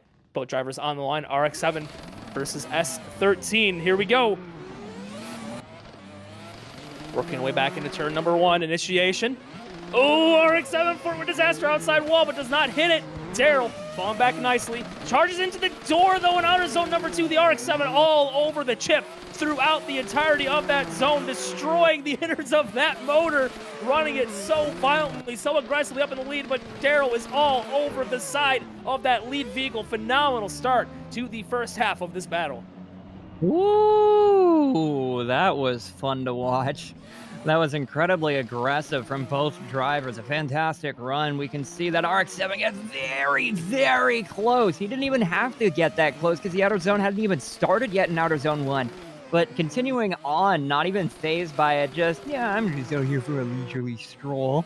And then heading into outer zone 3, just a fantastic job from both drivers. A consistent level of proximity and angle from both drivers as well. This is going to be a close one if we see a similar run here. Second half of this battle, then Daryl will be up in the lead. RX-7 and Chase, we'll see what they've got this time around. Initiation for Daryl, lots of angle in the lead again. Really doing a phenomenal job with turn number 1 so far as this competition has progressed. Doing a lot of outer zone 2 all over the side of the door is Steven Hatcher in the chase position, even pushing and making some contact. Positioning across the board, working outer zone 3, lots of angle again up in the lead, dragging the brake to hold that angle through and through in the lead. Wowee, that was a very, very close call at the end there as well. A little bit of a weird hitch there too, I noticed on my eyes as well, but still, drivers able to fight through it just fine and finish out this run in style. Now, one thing I have to mention as well, I didn't quite call it out when it happened. Pay attention to the rear tires of Daryl Diaz in outer zone number 2, potentially the right rear going over the line. Yeah, that's what I saw too. You can see it right there, just the tire poking over the line just a little bit, and that's probably going to make the decision. It makes it rather quick, actually, for a completely different direction, which I'm cool with because this was an amazing battle. One more time, Strix. Yep. Yeah. I don't want to disagree with that, even if I felt like I had a reason to, because it's like, no, I want to see that again. Let's do it again. Let's do it again. That's what I'm saying right now. That's my internals right now, just screaming for more. I love this kind of stuff when the drivers are giving it their all, and there's just so much aggression in this style of driving. On the line, then, let's try it again, Strix. Absolutely. So, back into corner number 1. RX-7 all over the chip, destroying those rear tires. Big angle again. Daryl in lockstep in chase. Pushes in aggressive for outer zone number 2. All over the outer zone is the lead, though. Absolutely making the best of outer zone number 2 was Steven Hatcher. And back onto inner clip number 3. Daryl Diaz not quite there this time in proximity for outer zone number 3, but closes in nicely at the very end of the run. Both drivers they could not get any closer to that outside wall, though. I think you saw the exact same thing I saw there. So I'm gonna be honest. I thought Daryl was definitely gonna end up in the wall. On outer zone 3. I thought for sure with the amount of momentum that 180SX had, with the amount of speed that he was carrying through that corner, I was like, you're too far out, bud. We're gonna see another one. We're gonna see the 7th time that this happens. And no, you just watch. He just like throws down the throttle and it's like, no. Oh my. The car then said, no, forward is the direction that I will go. Thank you. And he just throws down the loud pedal in chase through outer zone number 3. He's pushing back around then. Daryl Diaz in the lead. I don't think this one was as clean as the first run number 1 in battle number 1. This time we get back to the OMC. Oh my goodness, that's an aggressive initiation. And in chase, matched in kind and all over the door, pushing in it again for outer zone number 2. Daryl trying to run away the best they can, doing all they can to get rid of this screaming Hornet RX-7 in chase. But Steven Hatcher is here and in the door every single zone, putting it on where they needed to all the way around the course. That is how you chase somebody down here at Englishtown. Woo! Chase of the day, I would say. After all of the times that we have seen drivers head into the wall, I would have figured some of them might have been like, okay, I'm gonna play it safe. I'm gonna stay away from the wall. And both drivers are just sitting here and just like, no, let me munch it. I'm gonna munch that wall and I'm gonna spit it out and be like, I love eating concrete. That's incredible job from both drivers. That's incredible. That is incredible. Is there any nutritional value to concrete? I feel like people might know here. This, but definitely, it's been a part of their diets, needless to say, all day long. But we have a decision. Steven Hatcher takes down Daryl Diaz. Moving on into the top 16. Well fought all the way around the board. Love that.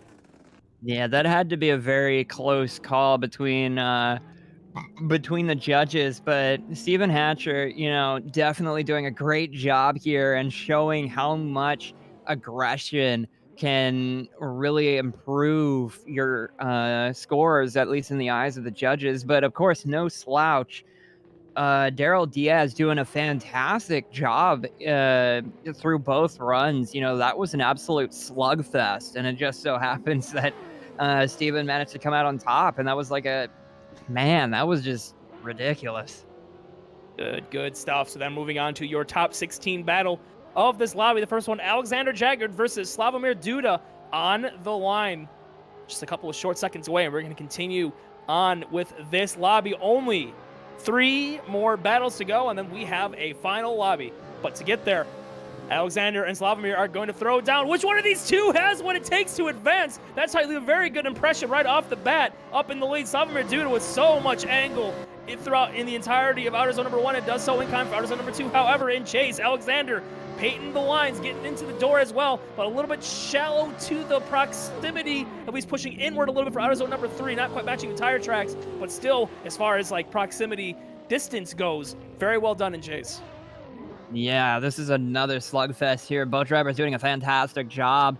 Both in the lead, you can see throwing a load of angle, but Alex not even phased, being able to almost match that angle perfectly and following in the tire tracks through outer zone 1. You saw there as well in the lead, Duda through outer zone 2, just painting the line and doing so again in outer zone 3. These drivers are now getting used to the track and they are getting right on the ragged edge. No, that's what you got to do at this point of the game, though. You're getting deep into the tournament. You have to be on your game every single corner. It's what it takes to advance on. Second half of this battle, giant flick again in the lead. Anything you can do, but not quite filling the zone that time. Alexander wanted to do what Slavomir did in their lead, but unfortunately came up just a little bit short. Ran it to the inside of outer zone number 1, still trying to do their best to make something of the remainder of the course. But in such a close battle like that, to throw away an entire zone is probably not going to be something you can overcome. That's a really, really tough break. Alexander had the right idea, but just fell a little bit short.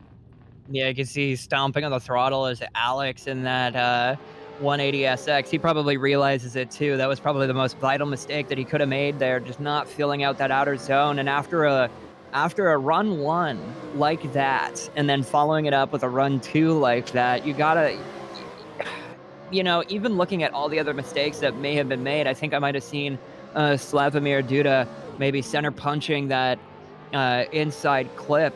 But when it comes down to it, maybe, I don't know. I'm gonna have to look here and see as they come out of outer zone 2. Watch the chase car here. Yeah, he really center punched that. So this will be an interesting call from the judges, actually, after having seen Duda just slamming that inside typically clip for cone. the chase driver, it's okay to center punch when you're chasing. It's not as bad when the lead does it, and it doesn't look like that's going to be enough to really offset that decision then, because Slavomir Duda getting the win. He takes down Alexander Jagger, and they will be moving on into the Great 8 of this lobby. Very close battle again, but really, unfortunately, when it comes down to the one gargantuan mistake in outer zone 1, this probably wasn't enough to overcome. Yeah, and that really, once again, goes to show just how close these drivers really are, where one mistake really is what basically determines. Yeah, it's all it takes, just one mistake. And I'm really surprised by this track kind of producing this kind of very close, intense battle. Because, watching FD in the rain, it was kind of lame, but this is nuts. Yeah, here we go. Second half of the top 16 side of the bracket. Oh, they should have taken the reset there. Oh, no. Warren Greener falling back huge for outer zone number 1. Steven Hatcher in the lead. Takes advantage of that. Gets a lot of angle through all the zones. And I haven't heard that car off the chip once through outer zone number 2. Oh, my mans. What are you doing to that poor motor? Good recovery, though, in the chase position. Warren tried to make something of the second half of the run, but really, really in a completely different town, working the way into turn number 1 there. Just a really rough jump off the line there for Warren Greener. And one thing we do need to look at, though, as well, is in the lead, Steven Hatcher making that mistake heading into the first outer zone. He does tap the wall, and his car does bounce off of it. So, as big a mistake as Warren made, letting that gap form, Steven in the lead also did make a pretty big mistake. So we'll have to see what happens heading into run 2. Yeah, definitely let Warren close back in a lot faster than he would have otherwise. But regardless, second half of this battle is continuing offense. Steven Hatcher going to be chasing this time. Warren in the lead. Fills all of outer zone number 1. Steven putting the car where it needs to be. Falls back a little bit in outer zone 2 as the lead driver is filling all of the zone. Charges back in at the end of outer zone 2. Warren Greener. Lots of angle, lots of style, but that RX-7 cannot be shaken. It's like a fighter plane in just combat. You can't get rid of it. It's on your tail. It won't go away. That RX-7 just pestering the heck out of the side of Warren Greener throughout the entirety of the second half of this battle.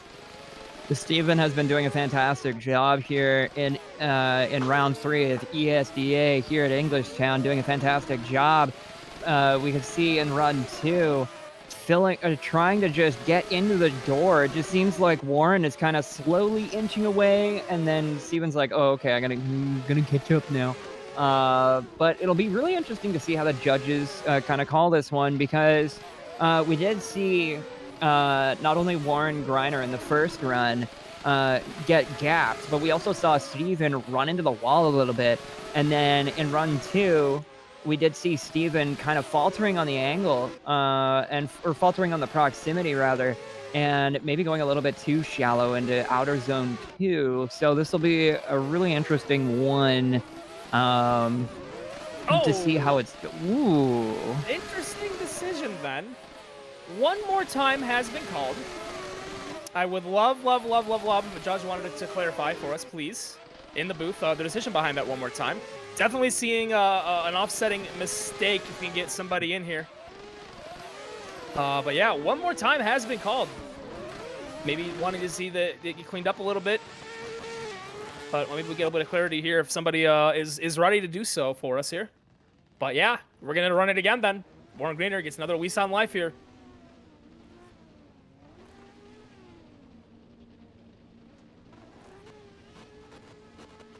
Just waiting for a judge to pop in here, but yeah. Request denied. Just send them. Just send them, they said. They're like, send them. Oh, maybe not. No, well, Die was in here for a second, but I think we're going to be running this battle anyways. So, here we go. Steven Hatcher, we're on Grinder. Run to, oh, the RX-7 over the line. One tire completely over outer zone number 1's boundary line. Getting really aggressive with that angle, but unfortunately, that will not work out. That's a big deduction, more than likely, with one tire way out of the course. And all over the side is Warren as they both finish out the run. Aye, Steven, that's not how you want to open it up, my mans. That was rough. Unfortunate, but still lots of style, though. That RX-7 still did a really good job at closing out the rest of the run. Yeah, you can see Steven Hatcher in that black RX-7 in the lead, getting very close to the, about as close as you can get to that wall, but unfortunately not able to slow the car down or grip the rear end up just enough to get the car staying on the course, dropping a tire. But heading into the outer zone 3, watch the rear end of that RX-7 once again flirting with the wall. How? I don't know. How? Practice. How do you know how exactly long your car is to be able to get that close to the wall without touching it? Practice, and if I had to guess, practice. Second half of the run, then. Do we have a winner this time around? Oh, doing it again in the lead as well. Filling all the zone, does not drop a tire over the back end of the course and into the door. Ooh. Heavy charge.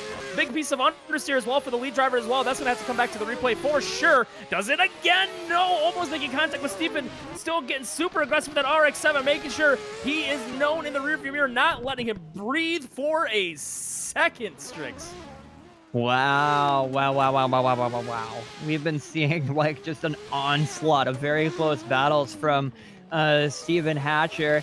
But the thing is, with this aggression, you also open yourself up to making a few mistakes. We can see heading into outer zone 2 of run 2, just charging in a little bit too hard, but possibly Warren Griner just not quite getting the angle and not being able to slow down enough. I think that was understeer. The more I'm looking at it again with the external review, I don't think Warren set the corner properly at all. He just kind of understeered in, didn't have a whole lot of angle. He goes on the throttle when it just kind of goes towards the outside wall. But, I don't think that's gonna matter. Because with the deduction on the lead driver for run number 1, that is going to seal the fate of Steven Hatcher not advancing. Warren Griner gets the win, and he will go up against Slavomir Duda to decide which one of these two is going into your Final Four. Yeah, unfortunately, that tire drop is just... That was a big tire drop, you know, and it's really unfortunate. You know, Steven Hatcher doing a pretty fantastic job otherwise, but as soon as you drop a tire off the course, you know, that's just how she goes. You know, that's a big deduction to try and make up. He definitely sent it as hard as he could to try and make up for it, but just not enough. So with that, this will begin your final battle of lobby number 4. Slavomir Duda versus Warren Griner. Griner will be leading and Duda will be chasing to start off the first half of this battle. This would be exciting. One of these two is going to get their first class ticket into the Final Four after potentially 2 more laps around this Englishtown Coliseum. Big initiation and a lot of proximity thrown away there for outer zone number 1. Oh, charges in, contact made. Heavy contact. Slavomir Duda all over the side of Warren Griner. And hit some. Now, so here's the thing. Well, I don't know. At the same time, that run could be dead. But still, yeah, I always recommend finishing your runs. But with that, Slavomir just took the fault immediately in the voice call. Said that was his fault. Therefore, Duda is taking the shutdown. And it's interesting, Ian, that you mentioned just before the run had gotten going, talking about how this is a coliseum here in Englishtown.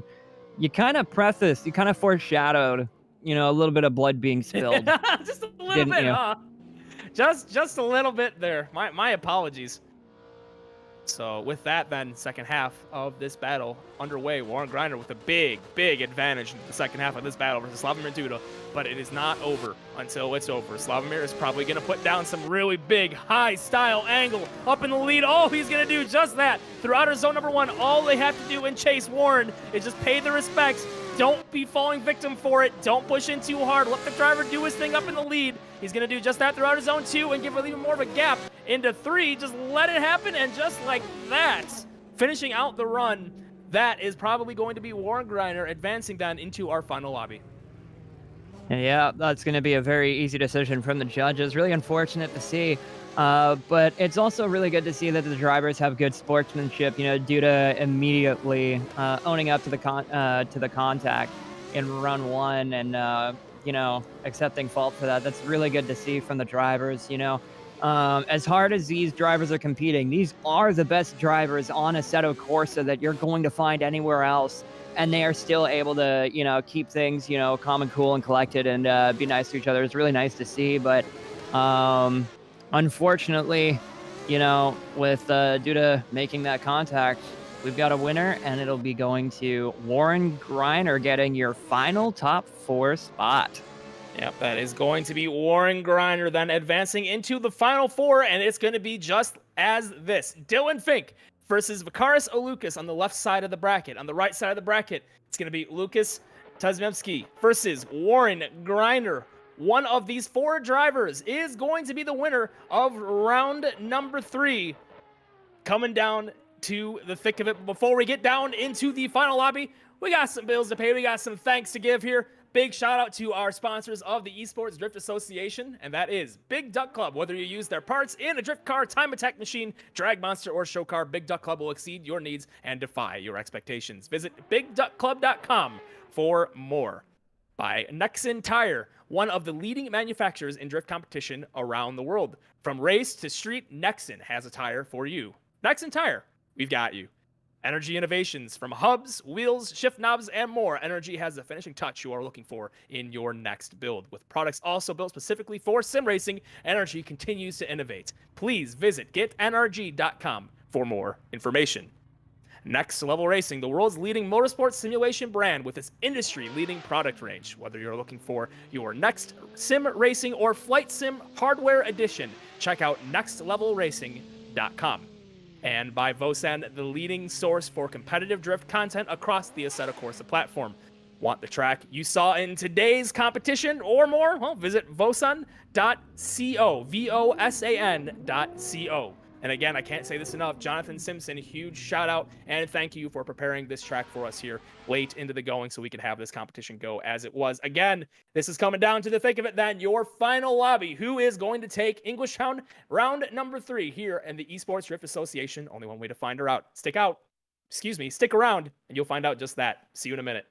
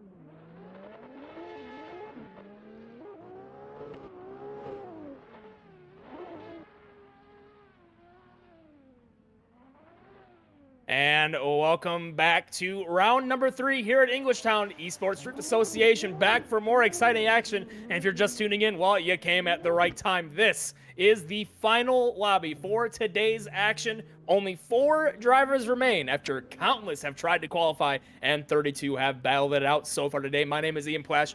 Strix with me today, as always, our wonderful, wonderful substitute, and we don't even continue a substitute, one of our main homie commentators. We love you, Strix. Thank you so much for being here. This is your final 4, and it goes as such. Dylan Fink versus Vakaris Lucas on the left side of the bracket. And then on the right side of the bracket, you have Warren Greiner versus Lucas Tazemski. That is going to be your final 4, and again, we have a 3rd place battle as well to get through as well. So really on the rest of the day, Strix, 4 more battles remain. Yeah, it's been one hell of a round today here at Englishtown. Round 3 we've seen a lot of everything. We've seen a lot of concrete get chewed up. We've seen a lot of rubber get burned, and at the end of the day, we're at pretty much the best drivers out of the best drivers. And it's really incredible too, because Dylan Fink being a 32nd qualifier, with Vakaris being the 4th qualifier going up against Fink, and then we have Warren Greiner being the 11th qualifier and Lucas being the 18th qualifier going up against each other. We have a big gap of numbers kind of going in here from the qualifications, and from every single driver, you know, it's hard to really determine who's better than who could take it. It could be anybody's game here, more than any other round before this. Yeah, drivers on track just getting their final bits of warm-up before we call them to the line. Just waiting then for the remainder of these final little warm-up runs, and then we can get this action underway. And I believe well, and again, please, we're waiting for the drivers to finish it up and get it onto the line. We have to pay our dues to the phenomenal sponsors of Esports Drift Association, Big Duck Club. Whether you use parts in a drift car, time attack machine, drag monster, or show card, Big Duck Club will exceed your needs and defy your expectations. Please visit bigduckclub.com for more. Nexen Tire, one of the leading tire manufacturers in drift competition all around the world. From race to street, Nexen Tire has a tire for you. Nexen Tire, we've got you. Energy innovations, from hubs, wheels, shift knobs, and more. Energy has the finishing touch you are looking for in your next build. With products also specifically built for sim racing, Energy is continuing to innovate. Please visit getnrg.com for more. Next Level Racing, the world's leading motorsport simulation brand with its industry-leading product range. Whether you're looking for your next racing or flight sim hardware edition, please check out nextlevelracing.com. And by Vosan, the leading source for competitive drift content across the Assetto Corsa platform. You want the track you saw today or more? Well, you have one place to go to. That is visit vosan.co. That is VOSAN.co. Also, again, we cannot say this enough. Jonathan Simpson, thank you so much for all that you have done to get this track up and ready for us on such short notice. And the fruits of the labor are about to be shown with this, your final 4 battle, starting right here and right now. Here we go then. Dylan Fink versus Vakaris Lucas. Dylan Fink in chase. Vakaris in the lead. Oh, Dylan, that's not how you wanted to start it off, as a shutdown in the lead as a result of the contact. No, that's not what we want to see. You know what I do want to see, though? Oh. Mushroom soup. I want to see some chicken noodle soup. Big old heaping bowl of chunky chicken noodle soup by Campbell's. Listen, I would forgive you if it was at least tomato soup. But Yeah. chicken noodle, it's good, but it's plain. Unless it's homemade, in which case, yeah, okay. I mean come on now. I said chunky, therefore it's not basically okay. implied. Okay. It's a fresh homemade. I rescind my previous comment. All right, so second half of the battle. We're going to fire them off and continue then. The second half of this top 32 battle. Dylan Fink, nothing to lose. Just throw the barn at it. Throw the kitchen sink. Just give it all the angle you got. Just send it. Give it your best. Doing just that up in the lead, but paying all the respect in the world in chase is a Lucas. Going to get a little bit close in the proximity throughout the entirety of Outer Zone 2 and the inner clip, but Outer Zone 3, not even passing a thought on the idea of getting into the side of that chase driver, or the lead driver rather, and Dylan Fink. Gotta imagine this is a rather quick decision to come. Yeah, this will be a rather quick decision, but Dylan Fink currently in the point standings with only 14 points, just outside the top 50. So even if he does get eliminated here, this is going to be a big points gain for him heading into the rest of the championship. So a good job from him going from 32nd qualifier all the way here. And just like that, decision is in. Vicaris will be getting the win then. Pretty clear cut after the bowling session there and run number 1, Dylan Fink. Unfortunately, not going to get the chance at first, but they're still going to have their chance at the 3rd place position. So then next up, Lucas Pazemski versus Warren Greiner, your second half of the final 4 right side of the bracket. The winner of this battle is going up against Vicaris and Lucas to determine who has their shot at first place. The loser going against Dylan Fink for that ever important 3rd place. There's still big points on the table between 3rd and 4th. Just waiting on, I believe, lead driver Warren Greiner making a sick entrance here, just throwing down smoke. Producer Cisco saying it's real Watanabe over here. True.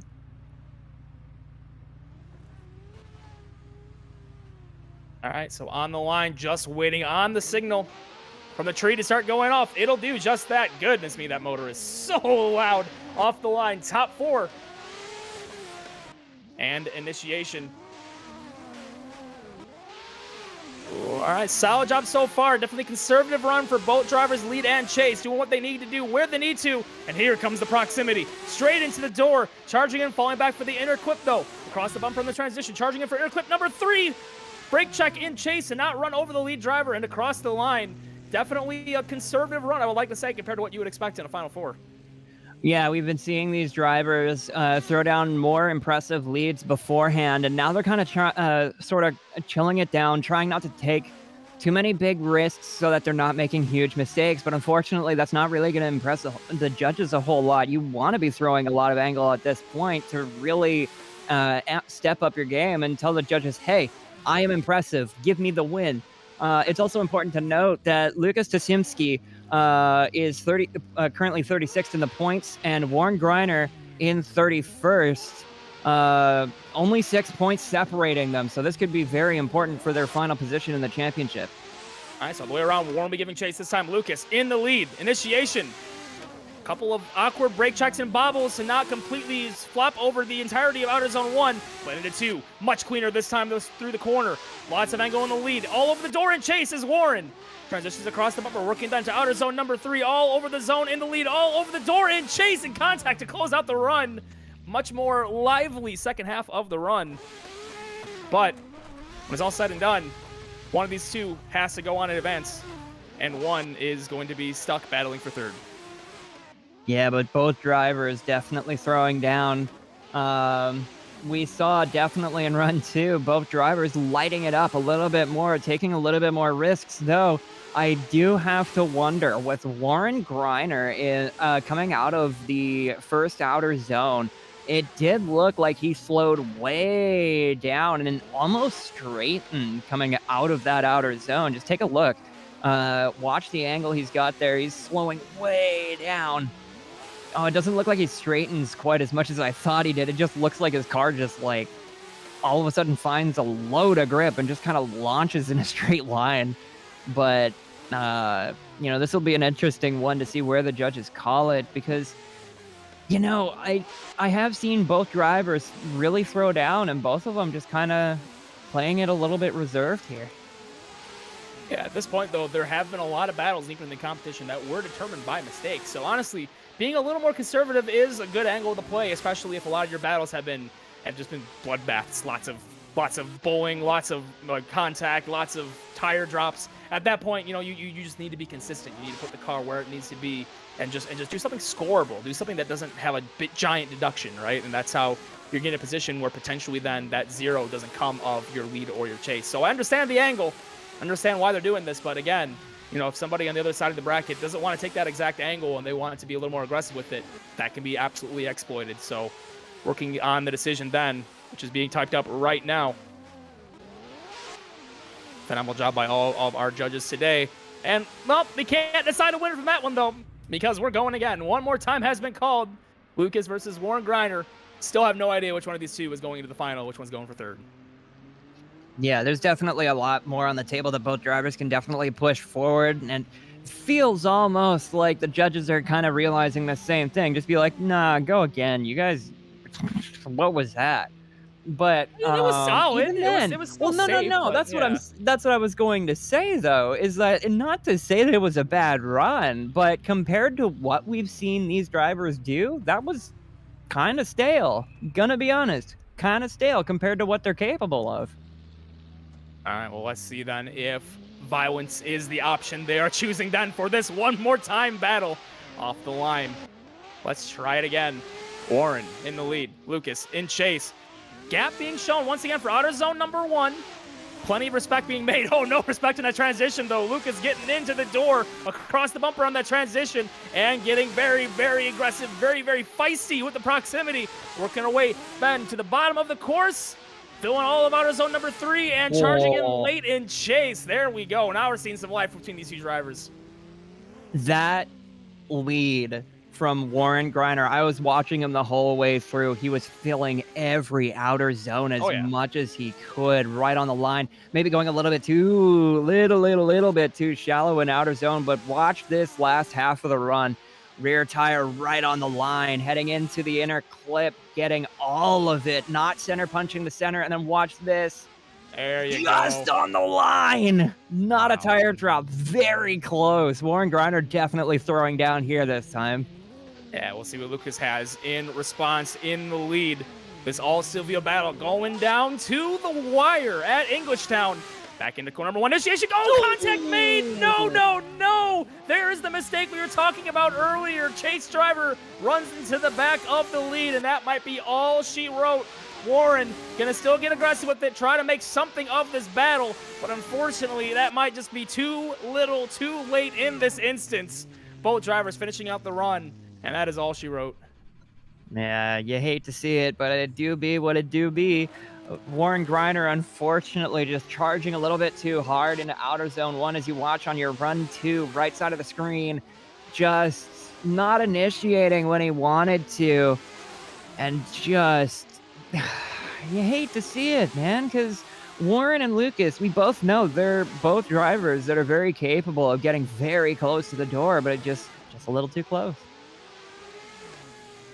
All right, so that is then going to decide where your final 4 are seated for the last 2 battles. We're going to get to the third place battle first. It's going to be Dylan Fink versus Warren Griner, battling it out for third. And then Vakaris Alukas versus Lucas Taziemski is going to be your battle for that first position, but I believe we have to get to that third place battle first.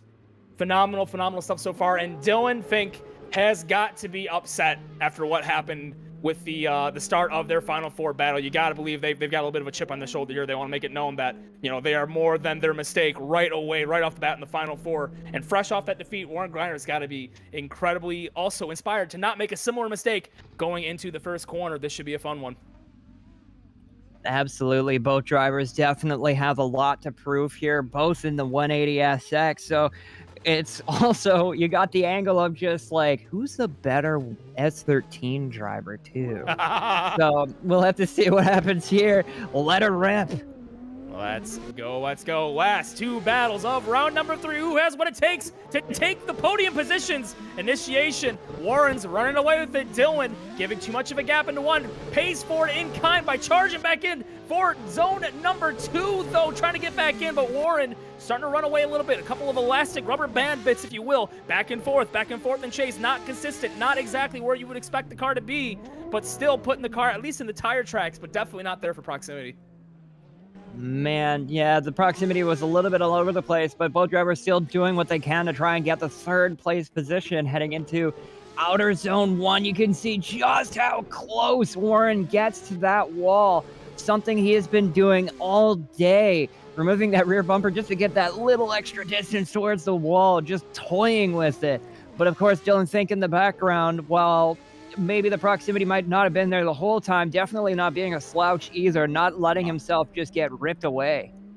Yeah, definitely did a great job. At least, there was that push and pull. They fell back, but they still definitely got into the door where they could and where they could. Let's see what Warren has for their chase. Dylan Fink off the line in the lead. Initiation. Big angle for that lead S13. Warren all over the side of the door, transitioning across the bumper. Has to get back in lockstep for outer zone number 2. Will do just that. Dylan, phenomenal job filling all of outer zone number 2 with a ton of style and angle. The boot down to the inner clip. Hits it beautifully. All over the back, though. Warren not letting Dylan get away with it and pushes into the door as both drivers finish out the course. And that is how we get it done here at Englishtown. Man, that was a fantastic second run there. And we can see Warren just ripping the tires off the rear of that car. I feel like he might have an understanding of where he lies currently in this battle in the eyes of the judges, or at least in the eyes of me.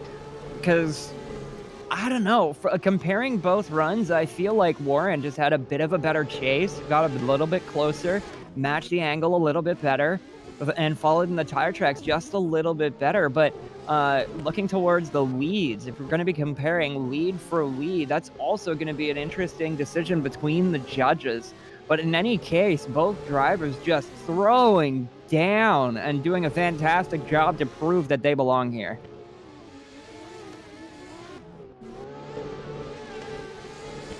All right, still waiting on that decision. The judges still talking it through. Got to imagine we are getting rather close to that decision, though. And another thing to consider as well is Dylan Fink is a bit of an underdog here. Once again, he's currently outside the top 50 in points, while Warren Greiner is currently 31st with 42 points. So Dylan Fink doing a darn good job here, saying, I absolutely belong here, and making the most out of his time here for the championship standings.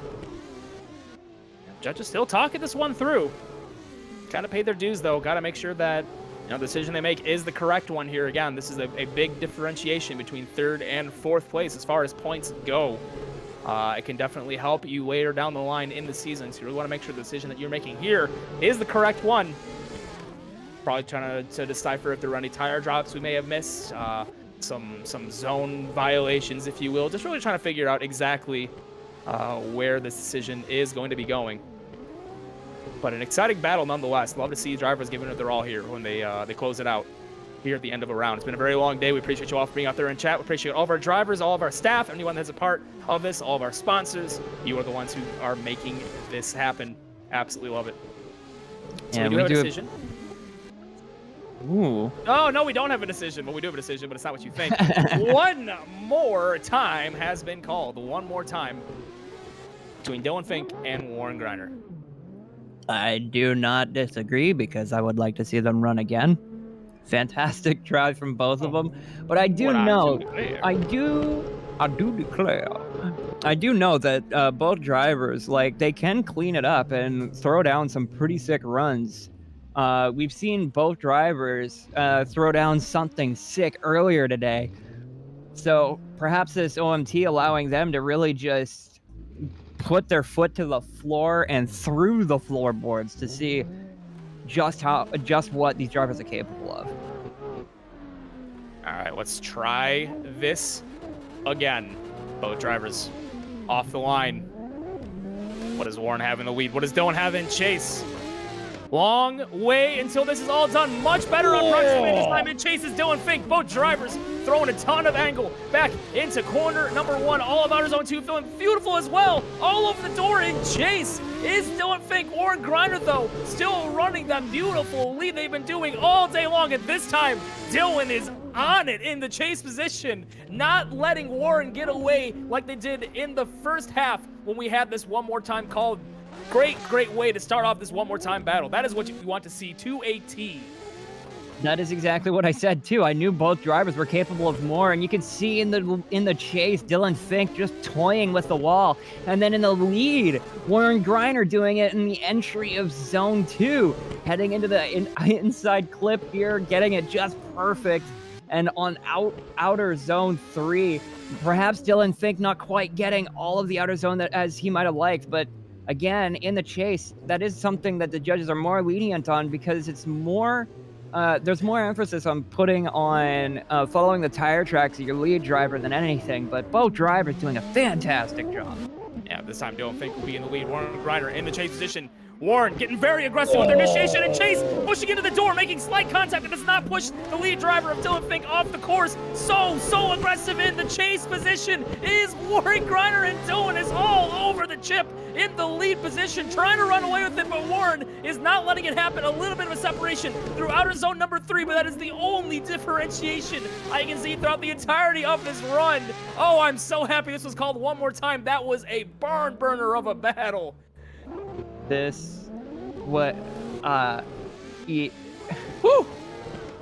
initiation, I still can't, I don't think the human body can withstand that much G-force, considering how hard that tank slapped in the chase, heading into outer zone 1. And even then, just not even phased, Dylan Fink in the lead, going hard. And both drivers really throwing down here. So if the previous run was kind of like measuring up the mistakes between both drivers and having them all basically cancel out, here it's even harder to decide, I would argue, because it's just both drivers were on it. So Judge is still talking this one through. I just love seeing the difference between this battle and the one we saw earlier, because the one more time was called. We just see so much more aggression this time, so much more familiarity with each other's driving, and that onus to be more aggressive, to get on it, to try to keep it out of the judge's hands and make it just your driving prowess that is the reason why this battle goes your way, not some controversial judge call. They just want to give it absolutely all they can through and through. And because this battle was so darn close, you know, it's funny, Strix. I can see a world where this goes one more time again. It was just, yeah, absolutely. I can't fault a lot of the drive, but it looks like we do have a decision coming in then. And there is a decision, but we're not going to tell you until the end of the broadcast when we get down to all of the reveals. So there is a winner of this battle. But before we can get down to announcing the winner of this battle, we have to get then to the big one. Your first place battle between Lucas Taziemski versus Vakaris Alukas. Strix, this could go either way. Yeah, just like in the last one, both drivers here, Lucas Taziemski and Vakaris Alukas, both very, very good drivers who have proven themselves to be so throughout not only the first and second rounds of ESDA competition, but also today as well, doing fantastic job, with their leads, with their chases. And as we mentioned before, as it comes down to it, we're going to see a brand new winner this season of ESDA. Yep, with your only winner of the season, Zach O'Sullivan, knocked out early in the going. This opens the door for one of these two to become a first-time winner in the 2021 campaign. That's not how you want to start it off, but recovers it nicely in the lead. Does Vakaris, does not go off, and Lucas Speski makes a giant mistake in the chase with heavy contact. How can they recover? They're going to push it in through the entirety of the rest of the course with lots of angle, so much angle up in the lead. Lucas needs to get it on the door for the final corner, but they do not. Oh, that's just a rough going. The outer zone number 2 was so close, but that contact going into 1 definitely set the pace for the entirety of the battle. From that point, it was really just an uphill battle. Yeah, Lucas Taziemski has, as you mentioned, an upward battle to make here because of that contact. He has to hope that Vakaris, Alukas, let's go with that. Alukas is definitely gonna have to make a mistake in the next run in order for Lucas to really make up that deficit that he's at right now. All right, this is the final run potentially of today. Are we going again? It's not over until it's over. Switching it back around. Lucas in the lead. Vakaris in chase. Proximity wide open, not making the same mistake in chase, and now they're going to choose to get aggressive. Here they come into outer zone number 2. Vakaris gets in on the door, filling all of outer zone at number 2 is Lucas in the lead position, doing all they can, where they can, to get it done and run away, maybe even to outer zone number 3, but no, the wall is going to claim one more time tonight. Oh, if that's just the way it ends. That's just iconic with this round. That wall has seen so much action today, and that might be the one, if it wasn't run number 1, that seals the fate in run number 2. you don't really like to see your finals or on your first place battle end like this, but we have seen drivers making the same mistake over and over again, just toying too much with that outer wall on outer zone 3, and you can see they're just charging a little bit too hard, not getting enough angle, maybe not transitioning early enough.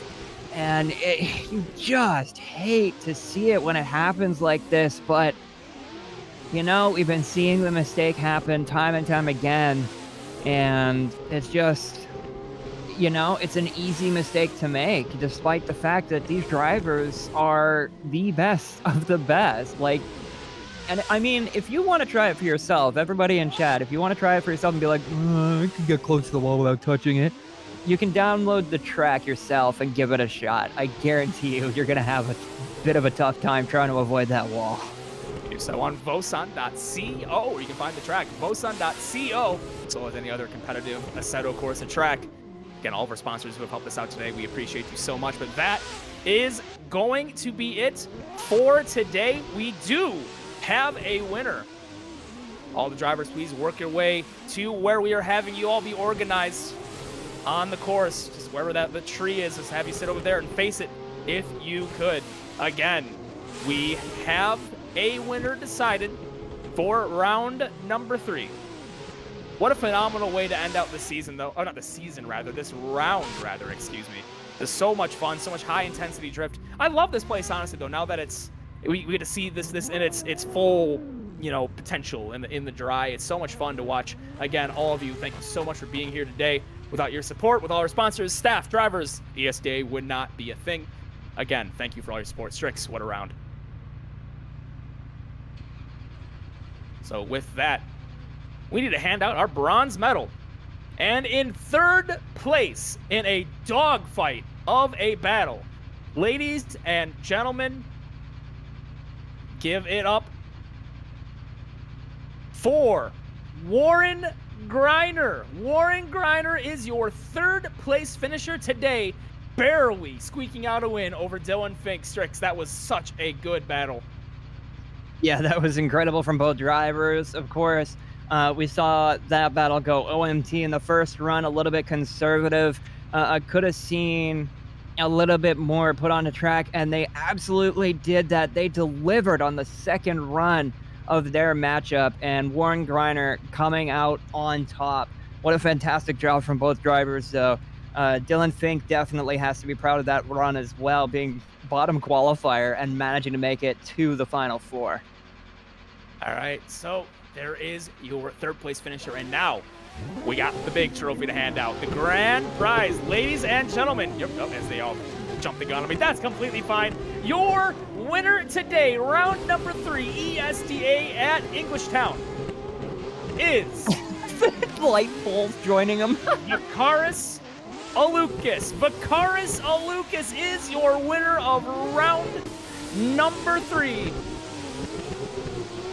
Man, that was a fantastic run from all drivers, but Vakaris Alukas is going to love finishing in first right here because he has maximized the points that he can earn, especially considering that Darren Baker got eliminated in the top 16, and unfortunately Zach O'Sullivan was not able to, I believe he was not able to advance. Where was he?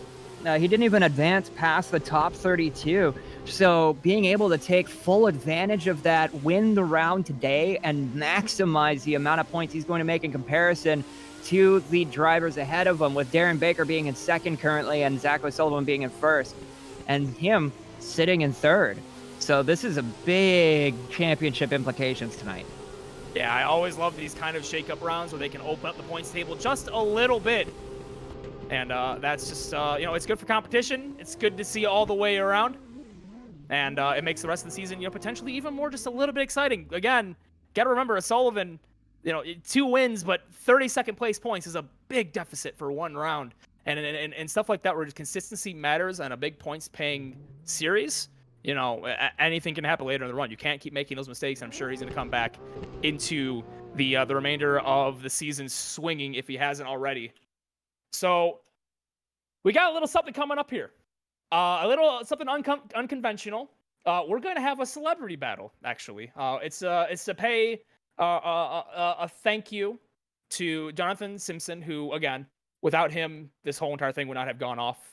He was the reason why this track was put together when he did, and without his support, we would not have been able to be here. And we're gonna have a celebrity battle versus him and Steve O'Connor, one of our brand directors here at the Esports Drift Association. So you want a little extracurricular stuff, by all means, please stick around. This is just gonna be exhibition. It's all for fun, to celebrate Drift and to thank the fine folks who make this stuff possible. But again, that's it. That is your winner then decided. Vikaris Alukas takes home the win. He is going to be your round 3 winner, meaning in second place. Look at goodness me, Lucas Tizemski.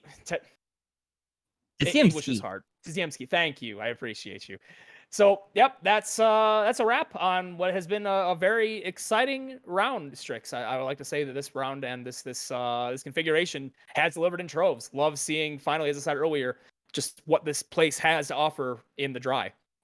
Yeah, when I heard we were going to be heading to Englishtown a while ago, I was really excited because I really happen to like Englishtown. And then I learned today that we're doing this layout, and I was like, oh joy, because I'd seen last week at Formula Drift, and I was like, that was a treat to watch. But no, today it was an actual treat. It was amazing.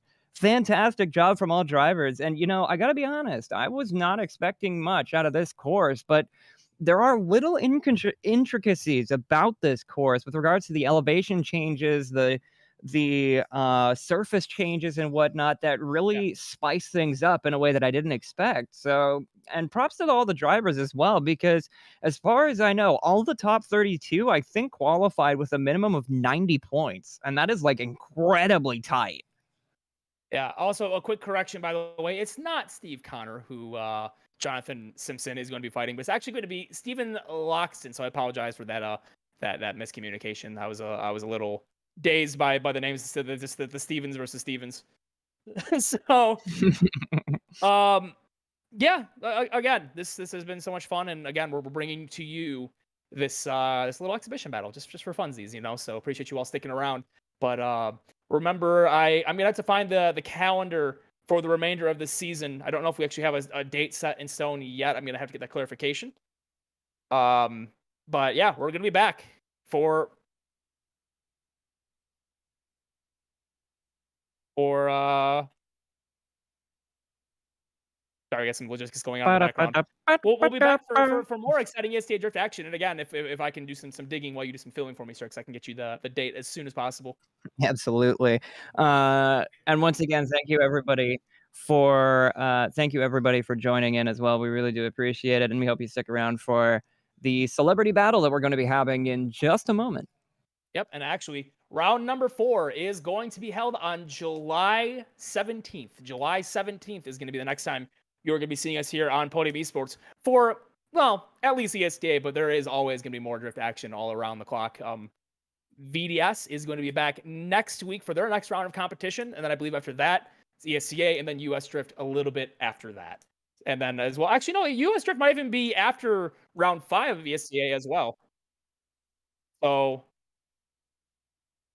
yeah, so it's going to be VDS, ESCA then. Next weekend is VDS. July 17th is ESCA, and then VDS again immediately after that. So a very full and action-packed July going into your August for anything esports drift. We're very excited to be here on Podium Esports, bringing you all of that exciting action. Yeah, we're just waiting to try and get joined into the server real quick to make sure we got everything in check, but we should be ready, I do believe.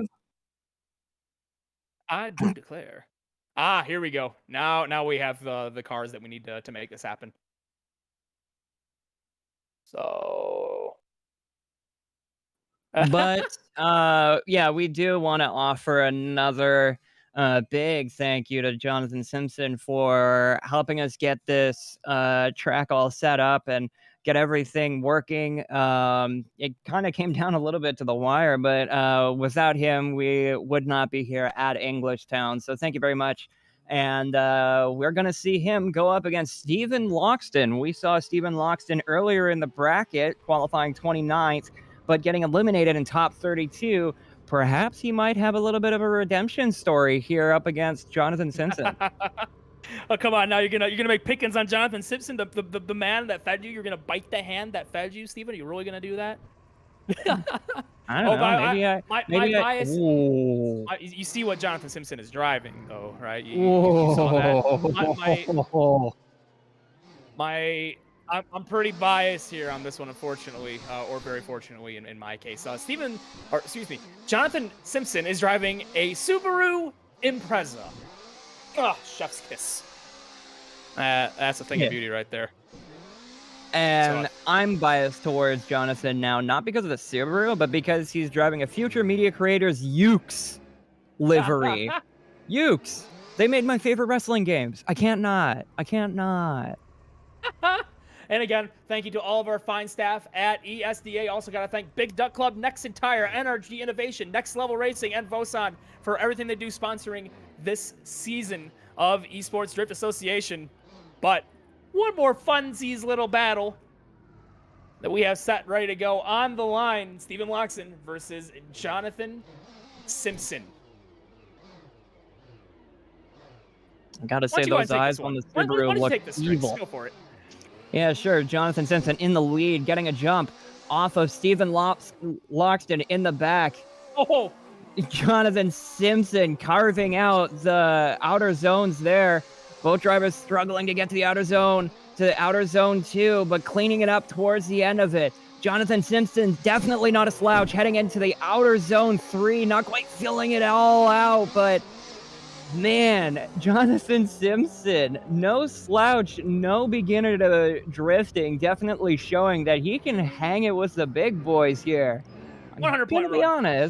Gonna be honest.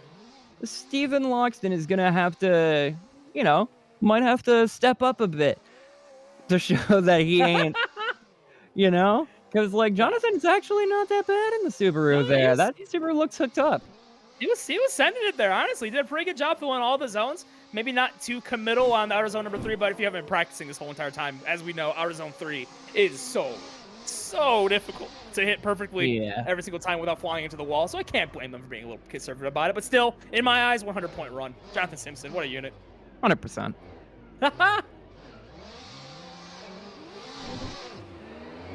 And now heading into outer zone 1 for the final time. Oh, Steven Loxton not quite being able to get all that outer zone, but Jonathan Simpson not letting it phase him, getting right up onto the door. Come on, kill! Jonathan Simpson heading into the final corner. Ooh, Steven Loxton getting all of the outer zone, though. Man. Oh, they have the contact. Kill! He killed! Yes! Blood for the blood gods. Now we can get Keenan back. So, side-by-side replay on screen. I would say if there is going to be any differentiation that needs to be made about this battle, it's probably going to be the difference between outer zone 1 between both drivers. Chase for chase. Yeah, we're going to ignore the judges and just say the Subaru wins, so I apologize. So no matter what you say, the Subaru wins. All right, we're not biased, we swear. Yeah, 100%. It's not like producer Cisco just kind of threatens that the Subaru has to win or else we all get fired. It's not like that. Yeah, it's not like he also drives a Subaru or anything, or it's just it is what it is. You roll with the punches. It's a dog-eat-dog world. No, it's a dog-eat-dog world. That was a lot of fun though. Always love seeing a nice little fun exhibition battle where it doesn't really matter. You just go out, you send it, you have some fun. Burn the last set of tires you got sitting in the garage. No complaints here. Yeah, and I do think we're getting actually information that he actually drives in VDC in this exact Subi as well. So let's go. Man, yeah. Love the rep. So he's definitely I already knew considering the first run, he ain't no beginner to drifting, but considering he probably hasn't had a whole lot of practice on this track, fantastic job. Great job. That was awesome.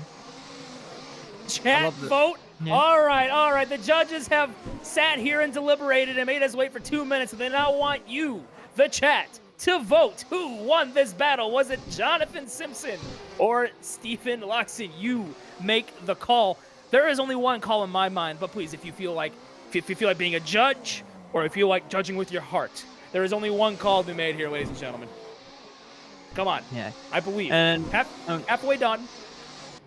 And while we run that chat, I just want to say thank you, everybody who joined us, who watched, who followed, who subscribed. It's Really coming do back. appreciate it.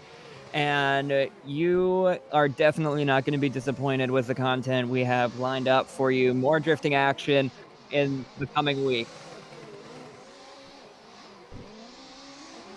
MD Productions in chat saying OMT. Oh, if only. All right, we have a winner. Chat has decided Jonathan Simpson is the winner of your exhibition round here. That's Englishtown. Oh, that's just too much fun. That's so much fun.